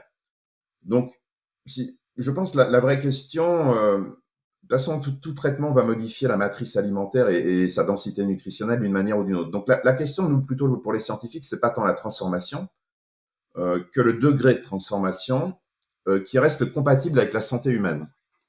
Je m'explique. Avant l'ultra-transformation, on avait 4 grands traitements technologiques sur la planète, pour faire simple, mécanique, thermique, fermentaire et l'ajout d'ingrédients culinaires. Et de ces 4 traitements, c'était la fermentation c'est le seul traitement qui peut même augmenter le potentiel santé de l'aliment. Parce que les micro-organismes peuvent apporter des vitamines comme la B9 ou détruire des facteurs antinutritionnels et ainsi augmenter même le pouvoir antioxydant théorique d'un aliment. Donc, avec ces 4 types de traitements technologiques, au mieux de ma connaissance et de la bibliographie que j'ai fait, il n'y a jamais eu de pandémie de maladies chroniques comme on l'observe aujourd'hui. Donc ça veut dire que même si on dégradait les matrices par des traitements mécaniques ou thermiques, même si on diminuait les teneurs en minéraux et vitamines par des traitements thermiques, mécaniques, comme éventuellement le raffinage, ça n'avait pas l'impact qu'ont eu l'ultra-transformation, où là on va beaucoup plus loin, c'est-à-dire qu'on va jusqu'à déconstruire la matrice. Les traitements, là, les 4 que j'ai cités, on ne déconstruit pas la matrice au point d'en isoler les briques élémentaires. C'est de là que vient le mot ultra. Et en fait, à la réponse des chercheurs, quel est le degré de transformation compatible avec la santé et in extenso la santé globale, planétaire, eh bien c'est l'ultra-transformation qui n'est plus compatible. Donc après, pour ceux qui mangent déjà vrai et qui ne mangent pas ultra-transformé, on peut se poser effectivement ce type de questions. Et on sait qu'en mangeant peut-être plus local ou de saison, on a plus de chances d'avoir une densité nutritionnelle plus intéressante, voire des produits bio, ou quelques études ont montré que les produits végétaux pourraient être plus riches en antioxydants, par exemple, quand ils sont bio, ce qui peut s'expliquer par le fait que, comme on ne met pas de pesticides en théorie, le produit végétal va se défendre par lui-même. Et les antioxydants sont des composés de défense des produits végétaux face aux agresseurs extérieurs. Tous les stress, ça peut être des stress par les insectes, etc. Donc la plante va naturellement développer plus d'antioxydants. C'est un peu comme un enfant qui serait surprotégé à la naissance et qui développerait un système immunitaire moins robuste. Moins fort, OK. Voilà, donc en Mmh. fait, bon, après, certains disent effectivement que la densité nutritionnelle de nos fruits a baissé, ce qui est tout à fait possible. Après, il faut quand même dire que les méthodes de dosage d'il y a plusieurs décennies ne sont pas les mêmes qu'aujourd'hui. Donc c'est difficile de comparer les teneurs de certains micronutriments de nos fruits aujourd'hui avec les teneurs d'il y a 60, 70 ans ou 80 ans, parce qu'on n'a pas tout à fait les mêmes techniques. Donc pour résumer et terminer sur cette question, déjà, effectivement, il faut réduire les ultra-transformés et plutôt manger vrai.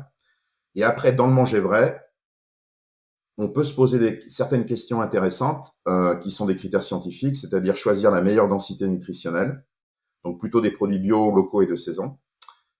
Favoriser les formes solides à liquide. Donc si votre seule façon de consommer des fruits et légumes, c'est des jus C'est de en jus. fruits et des extracteurs de jus, ça n'est pas l'idéal parce que notre organisme a été façonné pour mastiquer et digérer, donc pour des formes solides. Donc le jus doit être l'exception et la forme solide la règle. Évidemment, favoriser les céréales complètes à raffiner ou semi-complètes à raffiner, ou les féculents plutôt complets, semi-complets à raffiner. Là aussi, on a des études scientifiques intéressantes. Par exemple, les gros consommateurs de riz blanc sur les populations asiatiques ont des risques de diabète plus élevés que ceux qui consomment du riz complet ou brun. Et puis enfin, troisième critère, comme tu l'as souligné, et on l'a souligné à plusieurs reprises, même dans les vrais aliments, c'est le Nova 3 de la classification, ne pas avoir la main trop lourde sur l'ajout de sel, sucre et gras. Mais on est toujours autour de l'effet matrice, parce que quand je dis par exemple l'ajout de sucre et de gras, c'est bien le mot ajout qui compte, c'est pas le mot gras et sucre, c'est le fait qu'il soit ajouté qui pose problème. Parce que, par exemple, un fruit séché contient de 4 à 5 fois plus de sucre pour 100 grammes qu'un soda. Et pourtant, des études ont associé une consommation régulière de soda au diabète de type 2 et pas aux fruits séchés. Donc, si je te dis de ne pas manger trop sucré, tu vas prendre normalement le soda. Et pourtant, il faut bien prendre les fruits séchés. Pourquoi? Parce que dans les fruits séchés, tu as des sucres naturels qu'on appelle, d'un point de vue scientifique, des sucres matriciels. C'est-à-dire qu'ils sont naturellement présents dans une matrice qui est solide, qui demande de la mastication, qui apporte des fibres, des minéraux. Donc, les sucres sont en interaction avec d'autres composés dans la matrice. Dans le soda, c'est des calories vides, sans micronutriments associés, des matrices ultra transformées et liquides, donc moins rassasiantes. Et ce sont des sucres ajoutés, libres, donc avec des index glycémiques plus élevés. Donc, on voit bien ici que le mot clé n'est pas le mot sucre, entre le fruit séché et le soda, mais la nature de la matrice dans laquelle est le sucre. Ouais, on revient à la matrice, c'est Donc, en vraiment, fait, un aliment sain n'est pas un aliment équilibré nutritionnellement. Ça n'existe pas à part le lait maternel. D'où le manger varié. On dit de manger varié parce que tous les aliments sont déséquilibrés. Un aliment sain est un aliment dont la matrice est la mieux préservée possible et donc l'aliment le moins transformé possible. Pour être évidemment, et je termine là-dessus, pour être évidemment bon, parce que le plaisir, c'est ce qui nous fait acheter un aliment, comestible évidemment, et sûr d'un point de vue sanitaire. C'est très important. Voilà. C'est ça un aliment sain. Et donc de croire que c'est un aliment équilibré nutritionnellement n'entraîne que de la confusion et ne fait que soutenir la malbouffe parce que les gens vont vous vendre des aliments ultra transformés qui vont vendre comme équilibrés nutritionnellement. ouais. Ouais, OK, d'accord, ça va donc tout ce qui est je pense aux fameuses, là, aux fameuses barres où qui contiennent un seul repas ou alors on va pouvoir manger en 10 minutes avec OK. Ça c'est complètement à proscrire C'est l'ultra et transformé qui laisse à penser aux gens que la santé de l'aliment est liée aux nutriments. Alors qu'en fait, non, c'est lié, comme je donnais l'image de la voiture, hein, c'est la qualité de la voiture qui va donner la valeur aux nutriments. J'aime bien dire, la matrice alimentaire, qui est le résultat de l'interaction des constituants. Par exemple, une pomme a une matrice ronde, une compote, une matrice visqueuse et un jus de pomme, une matrice liquide. J'aime bien dire, la matrice gouverne et les nutriments obéissent. Le nutriment, ouais. il est neutre. Et selon la qualité du véhicule qu'a la matrice, il peut être bénéfique ou non Ah bénéfique. oui. Par exemple, c'est très bien montré avec les féculents. Plus la matrice des féculents est dégradée, plus l'index glycémique est élevé, plus ça peut entraîner des hyperinsulinémies. Et pourtant, la composition est la même. On peut prendre l'image d'un barrage, je trouve, qui est assez parlante. Si vous considérez que l'eau du barrage, c'est les glucides dans le féculent, et que le barrage, c'est la matrice qui va réguler l'eau, qui va réguler la distribution de l'eau.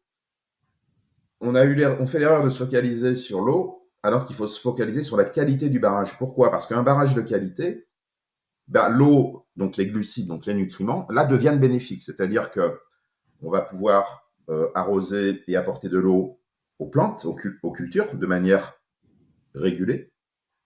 On va pouvoir apporter de l'eau à la population de manière régulée et de l'électricité de manière contrôlée et régulée. Donc une matrice de qualité régule et donne le caractère bénéfique au niveau métabolique des nutriments. Par contre, si ce barrage cède d'un coup, la composition est pourtant la même. Mais là, toute l'eau va sortir d'un seul coup. Et là, c'est l'effet inverse. C'est-à-dire que ces mêmes nutriments deviennent délétères. C'est-à-dire que inondation, donc plus de culture, plus à manger, même pourquoi pas des décès, des gens qui peuvent être noyés. Ne parlons pas de l'apport de l'eau et de l'électricité. Tout est dérégulé. Donc, voilà. Donc, ne nous trompons pas de cible. Arrêtons de regarder de manière excessive les nutriments. Ça ne veut pas dire qu'il ne faut pas s'y intéresser, bien évidemment. C'est important aussi d'apporter les besoins, l'équilibre nutritionnel à l'échelle d'un repas, mais pas d'un aliment, pour remplir ses besoins nutritionnels. Mais focalisons-nous sur la matrice. Donc, avec les deux analogies, c'est la voiture ou le barrage. Voilà. Et une fois qu'on a compris ça, ça change tout. Et puis là, les choses deviennent assez limpides, en fait. Ah oui, c'est assez intéressant parce que c'est vrai que moi, des fois, je vais regarder, par exemple, un aliment, le nombre de protéines qu'il a. Mais cet aliment peut avoir beaucoup de protéines et avoir un effet moindre et beaucoup plus, pas dévastateur, mais un effet beaucoup plus nocif qu'un élément qui sera vrai, qui sera brut, mais qui a beaucoup moins de protéines et que là, vraiment, la protéine va pouvoir exploiter son potentiel, si je peux le dire comme ça, quoi. Oui, parce que, par exemple, un isolat de protéines qui est un marqueur d'ultra-transformation, ça peut être des protéines de pois, soja, protéines de lait. On n'a pas de recul à long terme sur l'ingestion massive de ces isolats parce que dans l'isolat de protéines, les gens voient protéines parce qu'on est obsédé par les nutriments, le réductionnisme. On pense que c'est les nutriments qui sont la valeur de l'aliment. Ouais, ouais. Non, il faut regarder le mot isolat parce que isolat veut dire isolé. Donc, c'est des protéines qui n'ont plus de matrice. Et ouais. Et on n'a pas de recul. Par exemple, est-ce que d'ingérer à travers ces steaks végétaux, là, nouveau, c'est les végétaux, autant d'isolats de protéines de pois et de soja, est-ce qu'à long terme, on est sûr que ça ne va pas créer des hypersensibilités, certaines formes d'intolérance? On ne sait pas. Ah oui, on sait Par pas, ouais. exemple, l'hypersensibilité au gluten non cœliaque, est-ce qu'elle n'est pas due au fait d'avoir utilisé massivement des isolats de gluten un peu partout, comme texturant, dans les sauces, comme liant, dans les pains surgelés ultra transformés? On ne sait pas. Donc, attention, dans l'aliment, c'est pas les nutriments qui donnent d'abord l'effet santé de l'aliment, c'est la qualité des liens qui unissent les nutriments. C'est le mot lien dans l'approche holistique. Et on dit souvent d'ailleurs que le lien, c'est la vie, hein, d'une manière un peu plus éthique et philosophique, que le lien, c'est la santé et que le lien, c'est la résilience. Donc en fait, c'est le lien. Et voilà, je pense que si on devait résumer la grande erreur qui a été commise ces dernières décennies, c'est qu'on s'est focalisé sur les parties ou les nutriments au lieu de regarder la qualité des liens et donc de la matrice. C'est intéressant. OK. Est-ce que enfin, avec ce que tu dis, les pâtes, c'est à proscrire aussi du coup, parce que c'est issu d'un processus de transformation assez élevé, Les pâtes alimentaires, c'est ça ouais, que les tu dis pâtes ça? alimentaires. Ah non, pas du tout. Alors moi, j'ai fait ma thèse sur les pâtes, justement, donc je connais bien les pâtes. Non, non, les pâtes alimentaires, c'est du peu transformé. C'est pas de la cuisson-extrusion, c'est une extrusion simple à des températures qui sont beaucoup plus inférieures. Et c'est au contraire, cette extrusion douce va donner à la semoule de blé dur des formes un peu plus compactes et vont transformer justement la semoule en une source de sucre à index glycémique modéré à bas. Donc c'est pour ça qu'on dit que les pâtes alimentaires sont des sources de sucre lent. Alors après, évidemment, la cuisson peut jouer, hein. Plus c'est cuit, plus l'index glycémique est élevé. Ouais, OK. Mais non, non, les pâtes alimentaires font partie de ces aliments qui sont de très bonne qualité. Donc si on reprend l'image du barrage, puisqu'on est dans des glucides, on va dire que le barrage, c'est la matrice des pâtes qui est conférée notamment par le réseau de gluten, qui va permettre une libération des glucides très progressive. Voilà, donc c'est un peu comme si le barrage était le réseau de gluten, et l'eau, les glucides des pâtes alimentaires. Donc non, les pâtes alimentaires, c'est à consommer, je dirais, sans modération. OK. OK, très bien. Bon, bah, parfait pour tout ce volet d'ultra transformation. C'est très clair et j'ai appris pas mal de choses. Merci. Comment, comment on fait alors aujourd'hui pour bien manger, pour bien modifier nos enfin voilà, pour avoir prendre des décisions beaucoup plus éclairées aujourd'hui sur notre cuisine. Donc, tu parlais de la règle des 3 V, de pas prendre de pas se, enfin de prendre des choses qui sont le plus brutes possible avec une liste d'ingrédients qui est la plus courte possible. Ne pas se fier aussi à l'échelle Nutri-Score, parce que l'échelle Nutri-Score se focalise justement sur les nutriments, non l'aliment de façon globale. Finalement, c'est ça, c'est à partir de tout ça, on peut Oui, avoir une. tout à fait, c'est une question importante. Donc c'est une question qu'on s'est posée parce que ce qu'on voulait, c'est comment développer comment dire, oui, une règle ou comment caractériser l'alimentation, le lien entre l'alimentation préventive humaine et la santé humaine et même globale. Donc on s'est dit quelles sont les règles qui régissent cette relation. Donc on est toujours dans le lien. Parce qu'on voulait réduire le fossé entre les sachants et les non-sachants. Parce que l'approche par les nutriments réductionnistes, voire ultra-réductionnistes, crée des sachants, des gens très spécialisés dans les nutriments, et ça crée un fossé. Et les gens sont amenés à se reposer sur des bac plus 5 à bac plus 8, sachant pour savoir comment bien manger. Pour moi, c'était pas une situation normale, parce que bien manger, c'est comme bien conduire, bien écrire, bien lire, etc. C'est quelque chose qu'on fait tous les jours, donc qui doit être accessible au plus grand nombre sans avoir fait d'études. Et donc, on voulait voir si on pouvait pas développer un outil que les gens pourraient s'approprier facilement. Et donc, avec notre approche holistique, on a découvert la règle des 3 V, qui est très empirique, évidemment, et on s'est rendu compte, en fait, que la relation alimentation-santé globale, c'est-à-dire humaine et planétaire, était gouvernée par 3 dimensions, qui sont évidemment le ratio produits animaux sur végétaux, qui était connu, pour la planète et la santé, la variété, la diversité alimentaire, donc on a appelé varié, l'autre végétal, pour apporter le maximum de composés protecteurs. C'est vrai que si on varie davantage, on a plus de chances d'apporter des composés protecteurs diversifiés. Et on a rajouté une troisième règle ou dimension, qui était le chaînon manquant et qui était la plus importante de toutes, malheureusement, et qui avait été négligée, c'est-à-dire le degré de transformation. Donc les règles vraies et végétales n'ont aucun sens si on l'applique à des produits ultra transformés. Donc voilà, donc ça rejoint le Nutri-Score. Si on commence à choisir nos aliments par la composition, alors qu'il faut les choisir par le degré de transformation et la liste des ingrédients, eh bien, nous, c'est ce qu'on a publié avec SIGA il y a 2-3 ans, c'est que si on prend les produits industriels avec le Nutri-Score en France, eh bien 57% des Nutri-Score AB sont ultra transformés. 57%, donc c'est beaucoup. Donc on voit bien que on peut pas choisir les aliments sur la composition, ça n'a pas de sens. Ce qui va donner d'ailleurs le score SIGA. Donc on est arrivé à cette règle des 3 V pour vrai végétal varié. Et c'est dans cet ordre-là. Et l'ordre, alors ça c'était 2013-2014, la découverte des 3 dimensions. Et puis il y a 2 ans, on a découvert qu'il y avait une hiérarchie qu'on n'avait pas vraiment bien appréhendée au départ. C'est bien dans le bon ordre, vrai végétal varié. Pourquoi? Parce que tant que vous n'avez pas séparé les vrais des faux aliments, eh bien de végétaliser et de varier n'a pas de sens. Parce que si vous végétalisez et variez des aliments ultra transformés, comme le font aujourd'hui en France les véganes et les végétariens, qui sont les plus gros consommateurs de produits ultra transformés, ça va ni être meilleur pour la planète, ni pour votre santé. C'est du greenwashing. Donc, tant qu'on n'a pas fait cette séparation du vrai, c'est-à-dire le critère sur lequel on choisit un aliment, c'est-à-dire ce qui renvoie finalement à la qualité de sa matrice, eh bien, végétaliser et varier n'a pas de sens. Donc, une fois qu'on a les vrais aliments, là, on peut végétaliser et varier. Mais là, c'est pour l'équilibre nutritionnel au niveau du régime, c'est-à-dire de la semaine. Donc, pour résumer, le vrai, c'est pour choisir son aliment, un aliment, et ensuite on végétalise et on varie pour le régime. C'est aussi simple que ça. Et après, dans le vrai, on peut avoir des critères que j'ai cités tout à l'heure, c'est-à-dire favoriser les formes solides à liquides, les féculents complets raffinés, et ne pas avoir la main trop lourde sur l'ajout de sel, sucre et gras. Mais je dis bien l'ajout. Et donc, nous, c'est ce qu'on a pris en compte dans SIGA, en se basant sur les scores NOVA, les 4 groupes que j'ai cités au tout début, et on a créé des sous-groupes en intégrant de nouveaux critères scientifiques, comme l'ajout de sel, sucre et gras, mais je dis bien l'ajout, parce que c'est l'ajout qui pose problème et pas les sucres et gras naturels, et puis l'effet matrice, et puis le nombre de marqueurs d'ultra-transformation, ce qui donne pour le consommateur 7 groupes technologiques.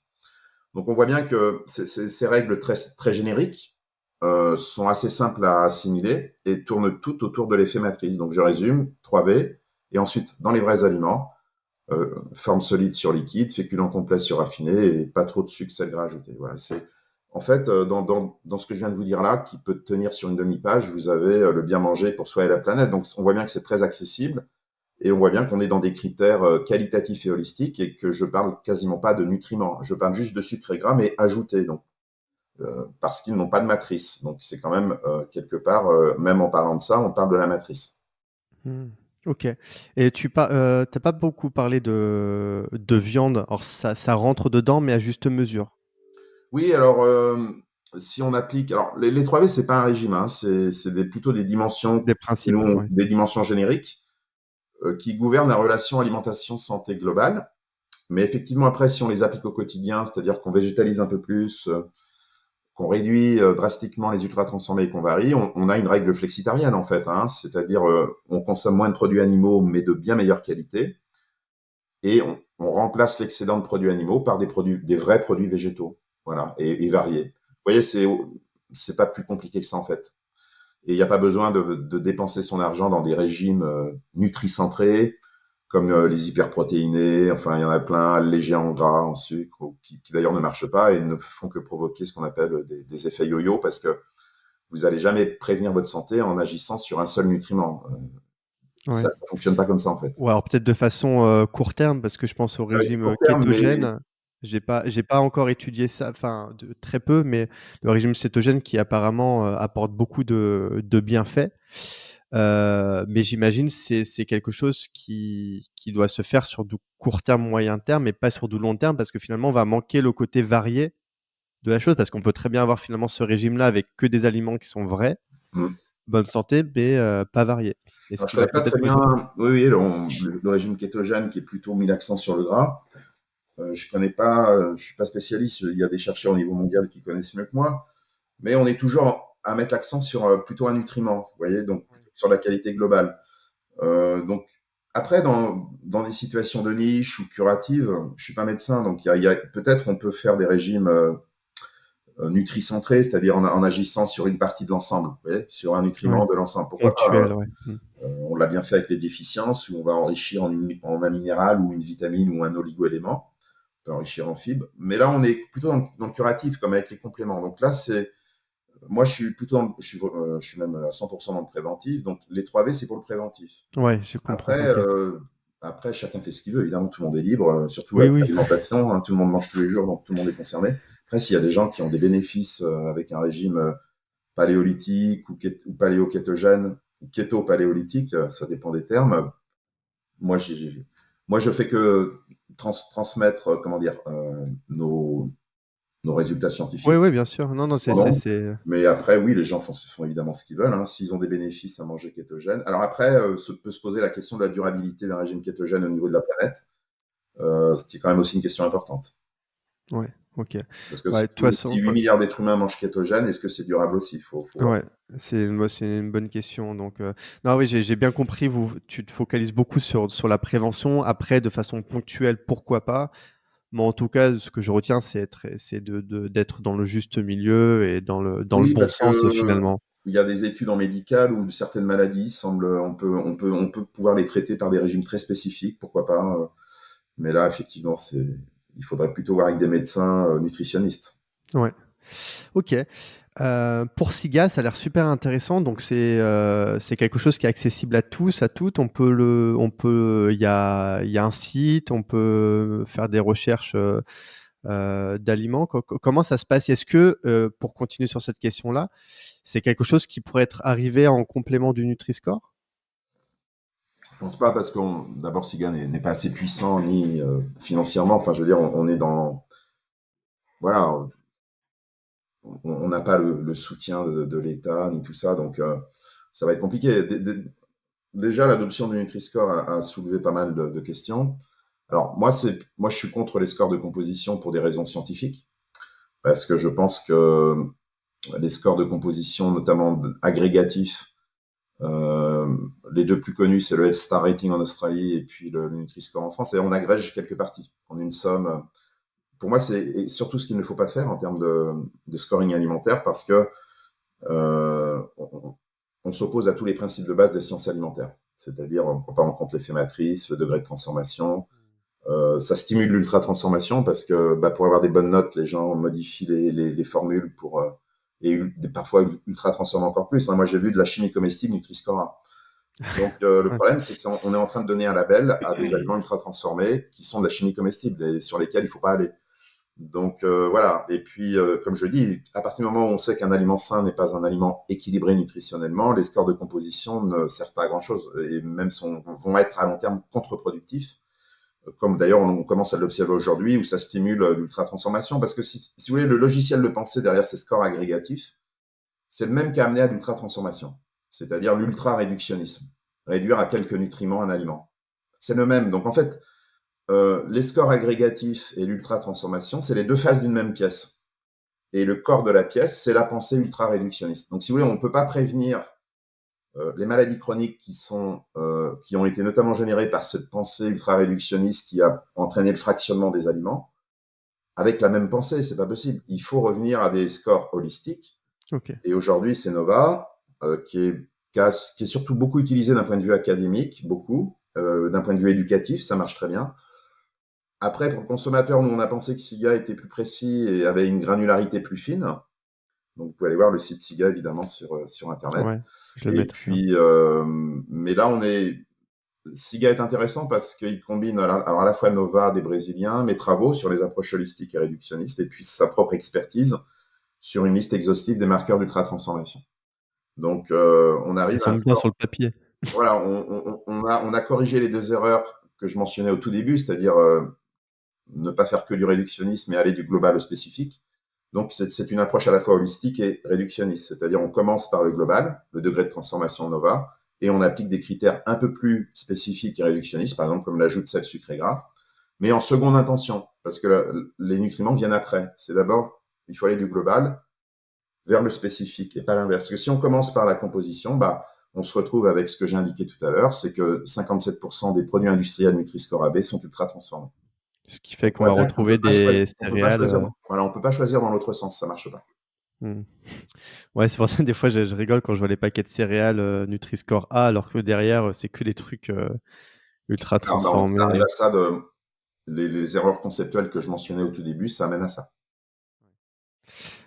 Ok, d'accord. Donc on peut utiliser SIGA pour s'aider. Donc de ce que Alors, je je crois que comprends. l'application qui a été lancée en 2020 alors comment pourrait-on dire, est en cours de refonte Ok. et d'optimisation. Donc, je suis pas sûr qu'elle soit, j'ai pas testé, mais je sais pas si elle marche encore en ce moment parce que ils sont en train de retravailler la base de données et puis l'algorithme pour corriger des dysfonctionnements. Donc là, en ce moment, voilà, on est dans une période de transition, donc j'espère que les consommateurs seront indulgents. Ouais, ça serait pas mal. Ce serait intéressant du coup de pouvoir appliquer et voir ce que ça donne. Euh, mais du coup, tu penses quoi de Yuka ou d'autres applications? Est-ce qu'eux, ils sont Ah, du coup parce qu'ils regardent au niveau des. Je sais pas, qu'est-ce que tu en penses? c'est toujours de l'agrégatif, c'est-à-dire du réductionnisme, c'est-à-dire, alors j'ai pas, voilà, tout ce que je dis, c'est basé sur une réflexion scientifique, parce que je travaille sur le scoring depuis 11 ans, 12 ans. Donc, on est toujours dans le même problème, c'est-à-dire que Yuka agrège pour Ah 60% du oui, score, 30% les additifs, je crois, et 10% le bio, si je me trompe pas. On est alors déjà, Nutri-Score, c'est agrégatif, et ensuite, ils agrègent à nouveau. C'est-à-dire, en fait, ils agrègent des parties du système au fur et à mesure. Donc, ils font du bottom-up, c'est-à-dire, ils partent du bas des parties du système et ils agrègent au fur et à mesure. Donc, c'est ce qu'il ne faut pas faire parce que vous allez trouver, moi, à partir du moment où je trouve dans une application qu'un aliment ultra transformé est bien noté, c'est qu'il y a quelque chose qui ne va pas. Et donc, on est toujours dans du réductionnisme avec Yuka. Voilà. C'est-à-dire ok. de réduire l'aliment à une agrégation de quelques parties. Donc, pour moi, ça ne fonctionne pas. Et il faut corriger les erreurs qui ont été faites, ce que j'appelle les erreurs conceptuelles, pour avoir un score qui classe réellement les aliments selon leur vrai potentiel santé. Et je le répète, il faut commencer par la transfo, c'est-à-dire la qualité de la matrice, et ensuite aller vers la nutrition, c'est-à-dire l'ajout de Hmm, sel, sucre et gras, mais pas dans l'autre sens. ok. Alors si GAS, ça fonctionne bien, c'est intéressant sur le papier, ça a pas mal de bénéfices, ça apporte un éclairage aussi, aux consommateurs.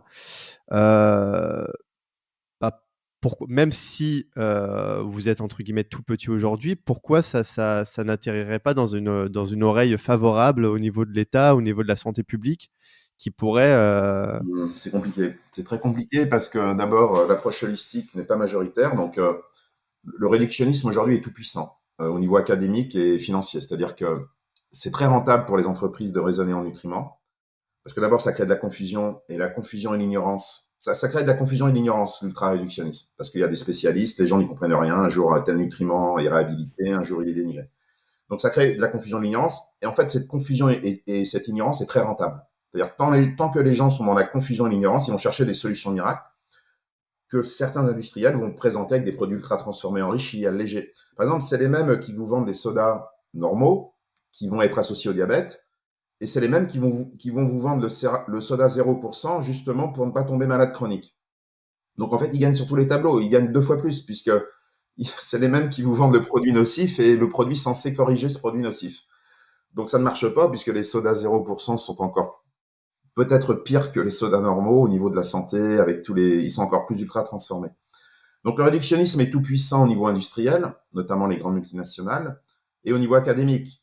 C'est ce qu'on enseigne sur les bancs des écoles d'ingénieurs, de diététique, à l'université, en médecine. C'est un enseignement essentiellement, enfin beaucoup trop nutricentré. Donc face à un tel pouvoir académique et financier, nous, SIGA, on est dans la rupture, c'est-à-dire on prône une approche holistique. Donc c'est compliqué, c'est très très compliqué, parce que on a un pouvoir qui est aujourd'hui, pour l'instant, très, très minoritaire. Donc, comme la plupart des gens qui sont décideurs sont plutôt attachés à cette approche réductionniste, notamment, même si les choses commencent à bouger un petit peu quand même. C'est-à-dire que même le programme national nutrition santé va vers davantage de qualitatif, ce qui est une bonne chose. Mais voilà, c'est compliqué parce que tout changement de paradigme demande du temps. Et donc, SIGA n'a ni pouvoir financier, ni pouvoir politique et académique.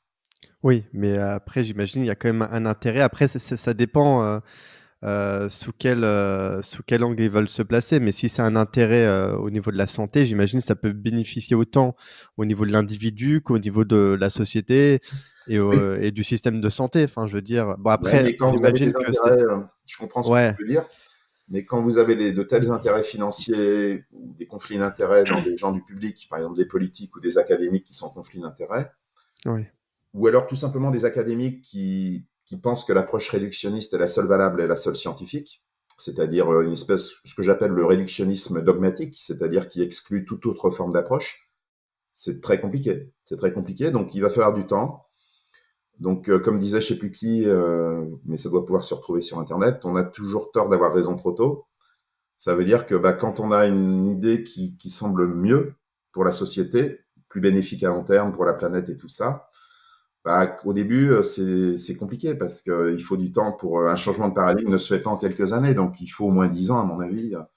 Et puis, si vous voulez, déjà avec le Nutri-Score, certains industriels étaient vent debout. Donc, vous imaginez un score du degré de transformation. il y Là, aurait plus personne. oui, parce avec le Nutri-Score ou les scores de composition, l'industriel, il peut arriver à s'en sortir, il reformule. Donc c'est un peu de l'alchimie, un jour c'est un peu de la poudre de perlimpinpin, j'enlève le sucre, je corrige avec des sucres ultra transformés qui ne sont pas comptés dans le Nutri-Score, je rajoute un isolat de fibres et de protéines pour augmenter la note. Donc on peut tricher, trafiquer facilement. Par contre, avec un score du degré de transformation, comme il est qualitatif, on ne peut pas tricher. C'est soit il y a un marqueur, soit il n'y a pas de marqueur. Alors qu'un score réductionniste et quantitatif, je dis ça comme ça, hein, mais si par exemple pour passer de Nutri-Score C à B, il faut passer de 4,99 à 5,01 pour une teneur d'un nutriment, ça ne changera rien, mais la note va changer. Ah Donc ouais. c'est très facile de tricher, de contourner quand on est dans le quantitatif, voilà. Alors que quand on est dans le qualitatif et l'holistique, non, parce que c'est des critères. Donc, si soit le critère est présent, soit il n'est pas présent. Vous ne pouvez pas dire qu'il va être présent à 90%. Voilà, donc soit il y a l'additif cosmétique, soit il n'y a pas l'additif cosmétique. Donc là, c'est une autre paire de manches. Et je peux vous dire qu'on est très loin à mon avis, on n'est pas arrivé au niveau européen en tout cas à avoir un score du degré de transformation sur les aliments industriels. Pourtant, c'est ce qui serait le plus efficace pour la santé humaine et la planète. Ouais, ouais, OK, je comprends, ouais, donc c'est un peu compliqué, mais de ce que peut-être je peux sentir de tout ça, c'est que, finalement, ça revient en fait, c'est une affaire d'éducation et vous aurez peut-être beaucoup tout intérêt à plus éduquer les gens C'est et que ça. les personnes, Oui, oui, fassent un choix éclairé c'est ça. que plutôt, aller de front Exactement. Oui, oui, bah, et c'est ce que je pense aussi. De toute façon, partir en guerre n'a jamais été la solution. Je pense qu'il faut plutôt lutter contre la confusion et l'ignorance. Et c'est tout l'objet de nos travaux et de mon action, c'est-à-dire essayer de sensibiliser les gens pour qu'ils fassent des choix éclairés et leur donner des outils simples d'appropriation qui sont faciles à appliquer au quotidien. Donc, on a, ça peut être les pyramides technologiques Nova, ça peut être la règle des 3V, la Psyga, voilà. Tout un tas d'outils qui sont holistiques, que les gens peuvent assez facilement comprendre, hein. J'ai pas le temps aujourd'hui, mais l'expérience de terrain me l'a montré. Donc oui, c'est comme ça qu'il faut agir. Et puis les industriels suivront. Si les gens veulent des produits industriels de qualité et changent leur choix alimentaire, les industriels suivront. Mais les industriels ont tendance à être dans la réactivité. Ils sont pas proactifs, c'est-à-dire qu'ils vont changer que si le consommateur fait des choix différents. Comme on l'a vu avec l'offre végétale et le véganisme, le végétarianisme. Mais d'eux-mêmes, ils vont pas naturellement, voilà, transformer leur aliment ultra transformé en non ultra transformé. ouais. Donc Mmh. oui, oui, vous avez raison. C'est exactement ça, oui. OK. Très bien. Comment toi tu vois l'évolution, le futur de la transformation et des traitements des aliments? Est-ce que Ah, est-ce l'enjeu, oui, c'est une question importante. L'enjeu, on a un peu réfléchi à la question avec quelques collègues et dans un projet de recherche INRAE. L'enjeu, en fait, comme on a vu qu'un aliment sain, c'est de l'aliment qui a la meilleure qualité matricielle ou qui est le moins transformé. L'enjeu pour l'industrie, c'est de faire des aliments avec des matrices préservées, c'est-à-dire de qualité, pour que les liens entre les nutriments ne soient pas trop altérés. Parce que c'est l'altération des liens entre les nutriments qui va générer de la maladie au final, si on raisonne sur la base des études sur l'ultra-transformation. Donc l'enjeu est là pour les industriels, c'est d'arriver à développer des aliments qui soient bons, sûrs d'un point de vue sanitaire. Ça, l'ultra-transformation, c'est un succès mondial. C'est-à-dire, le goût, les propriétés sensorielles sont optimisées et d'un point de vue sanitaire, c'est très sûr.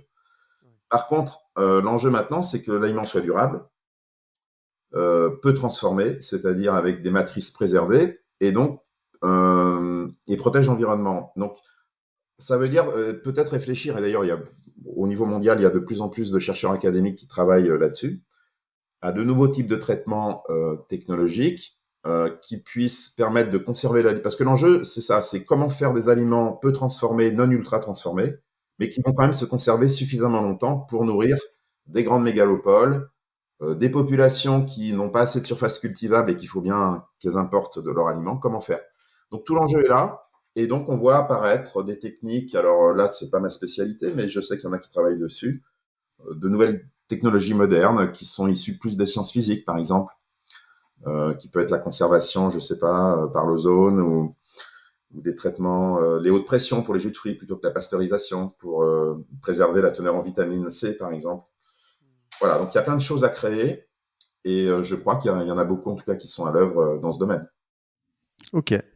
OK, ça c'est, intéressant. Donc il y a quand même pas mal d'enjeux, à ce niveau-là.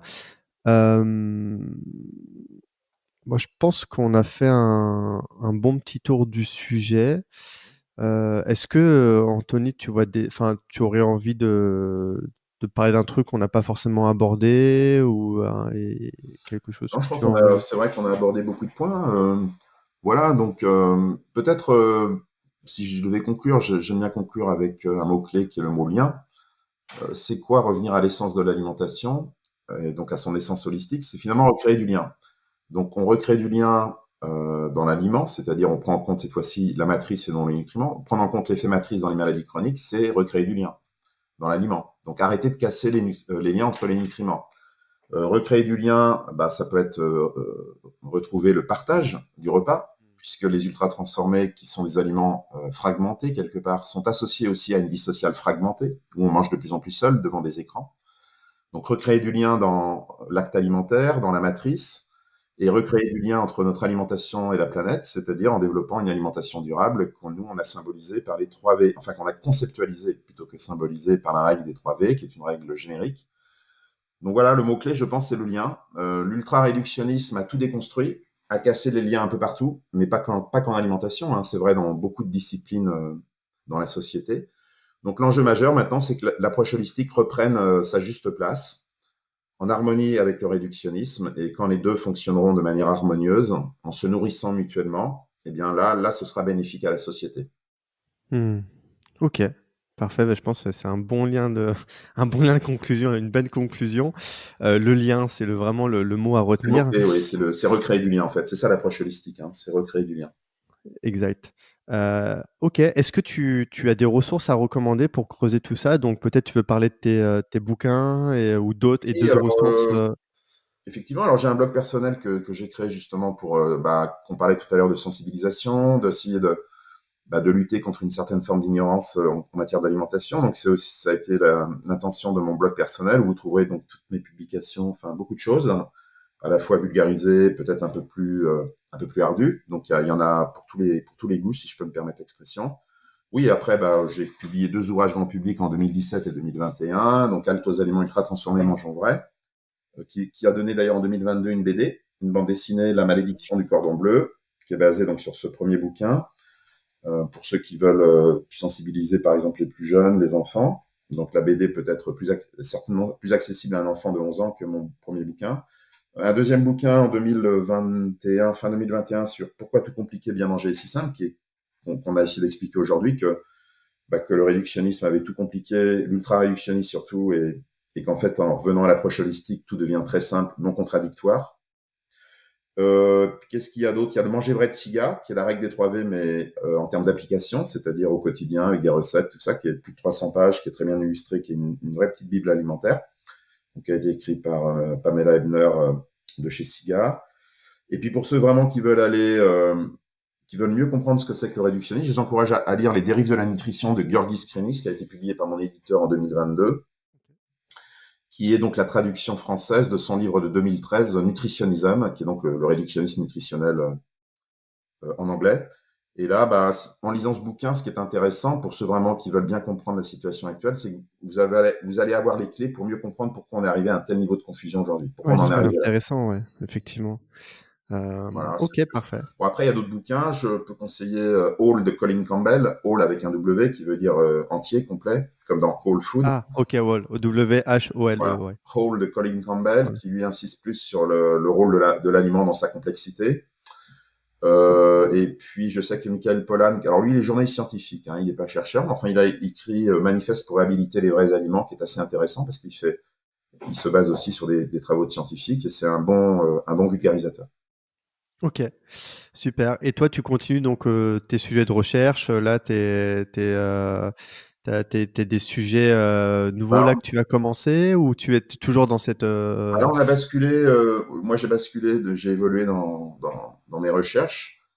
C'est que maintenant on est en train de s'orienter vers de la recherche-action, de la recherche participative, plus de sensibilisation pour essayer de mettre en pratique notre boîte à outils qu'on a développée sur une approche holistique nouvelle.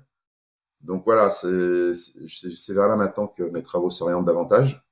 Donc je vais quitter la théorie et la conceptualisation pure, et puis j'ai quitté maintenant depuis assez longtemps le travail de laboratoire, qui était plutôt très réductionniste et qui me satisfaisait que très moyennement.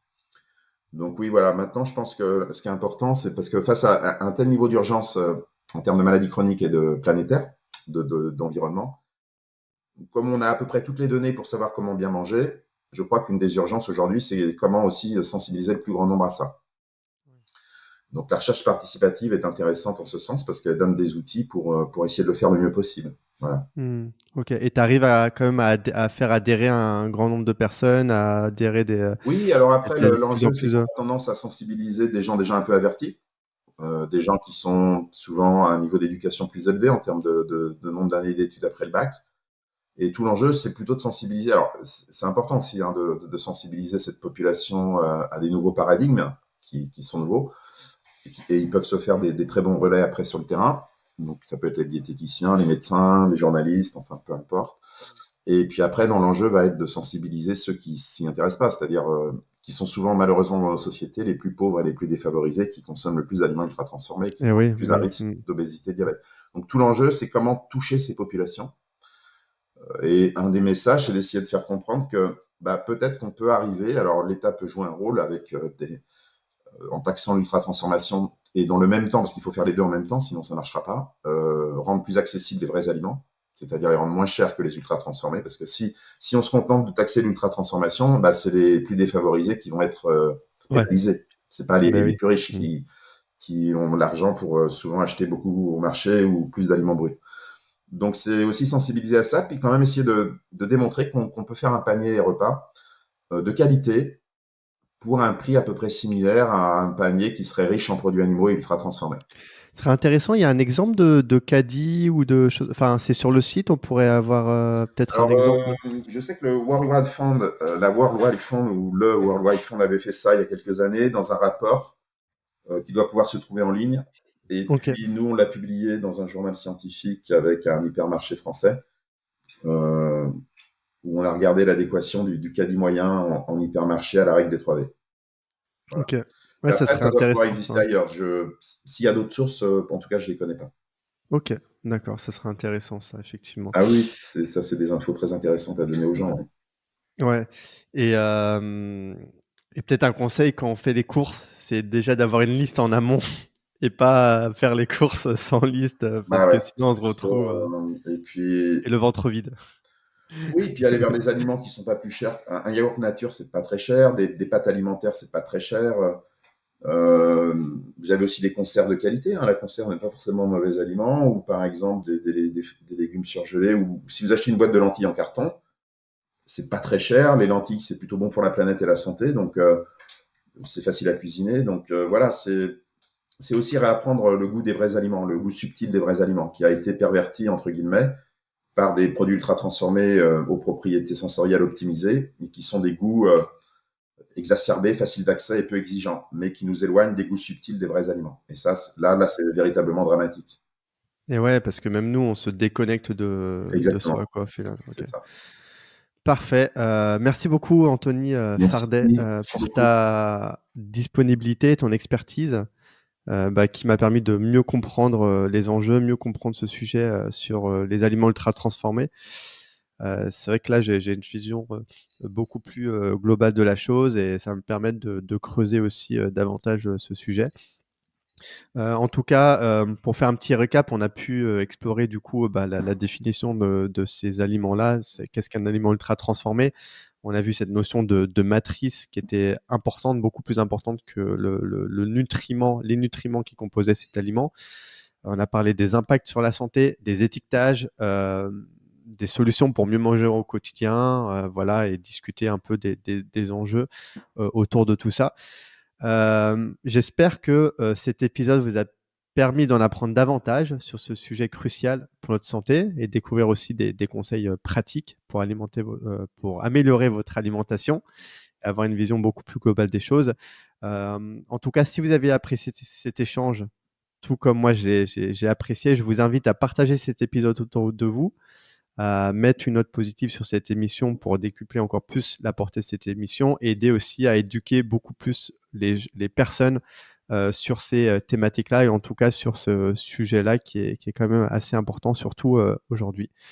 N'oubliez pas aussi que vous pourrez retrouver toutes les informations et les ressources mentionnées dans la description de cet épisode-là. Je vais m'y atteler et également la newsletter. Et je vous dis à très vite pour un nouvel épisode. Et encore merci beaucoup, Anthony. Merci Liron de ta confiance. Merci beaucoup. Au revoir à Au tous. revoir.